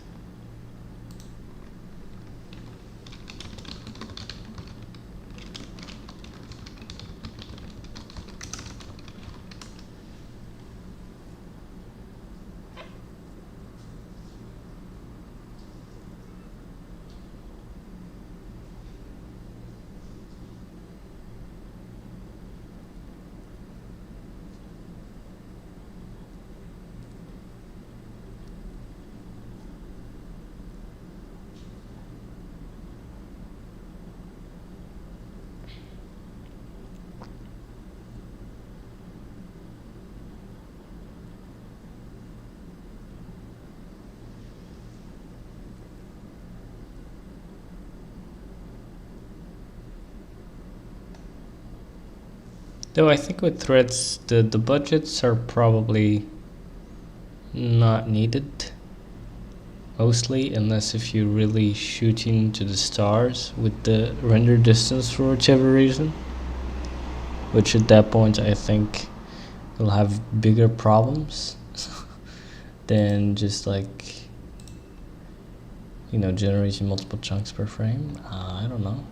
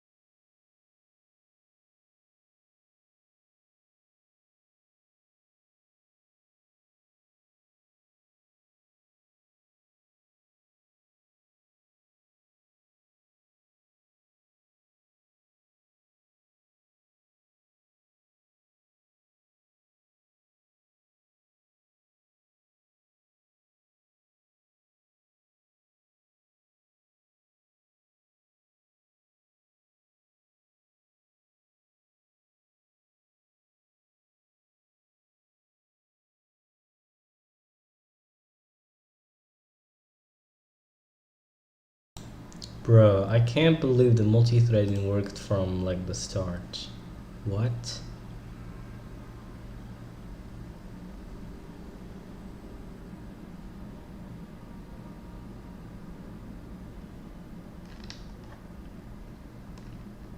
Look at that.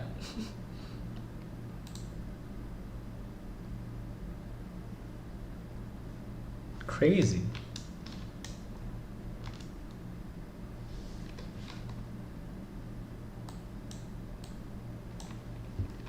Wait, what the hell?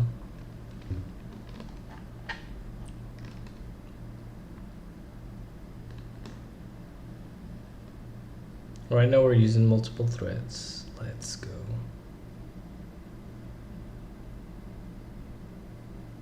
Oh boy. I don't even see the freaking chunks regenerating, bro. Anymore. It works. I don't even...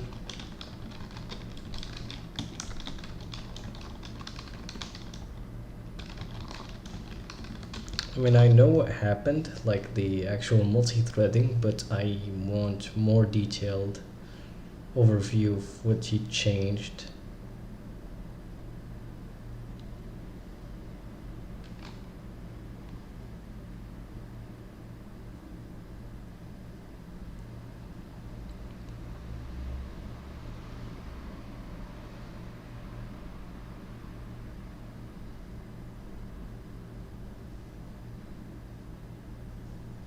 That's 260 chunks trained per second. Okay, commit, then increase my camera far plane. Oh crap, there you go. Free limit reached. But yeah, so we pretty much implemented multi-threading, we implemented AO, we implemented greedy measure in one single damn stream, bro. That's insane. So what was this again? Yeah, multi-threading. Crazy. I didn't expect multi-threading to work like from the start. I mean, I did kind of give it very precise instructions that it would otherwise miss, like for example copying over the like the neighboring chunks data, like corners and stuff, so you wouldn't have to like so you know, it kind of becomes like a pure thing, but you would still have access to the neighboring chunks borders. But yeah, it's just crazy. And I told it to use channels just to make sure. But yeah, that's insane, man. And yeah, now where's the camera here? Where's the camera? Resources to camera. Okay, where's the far plane? Here we go. Far equal to far, so a new camera. All right, let's set the far to too far. Instead of 200, let's go with 1000, because why not?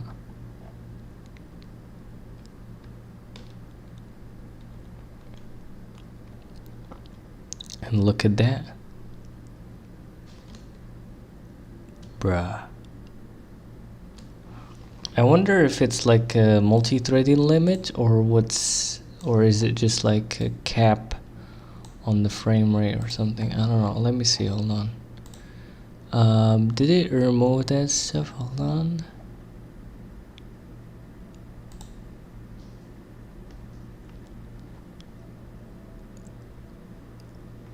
Yeah, I think it maybe have removed.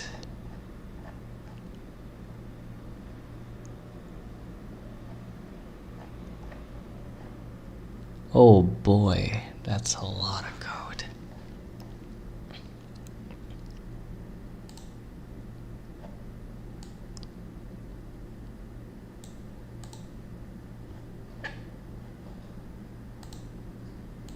But yeah, so that was it guys for the stream. Thank you all for watching and see you the next one. Goodbye.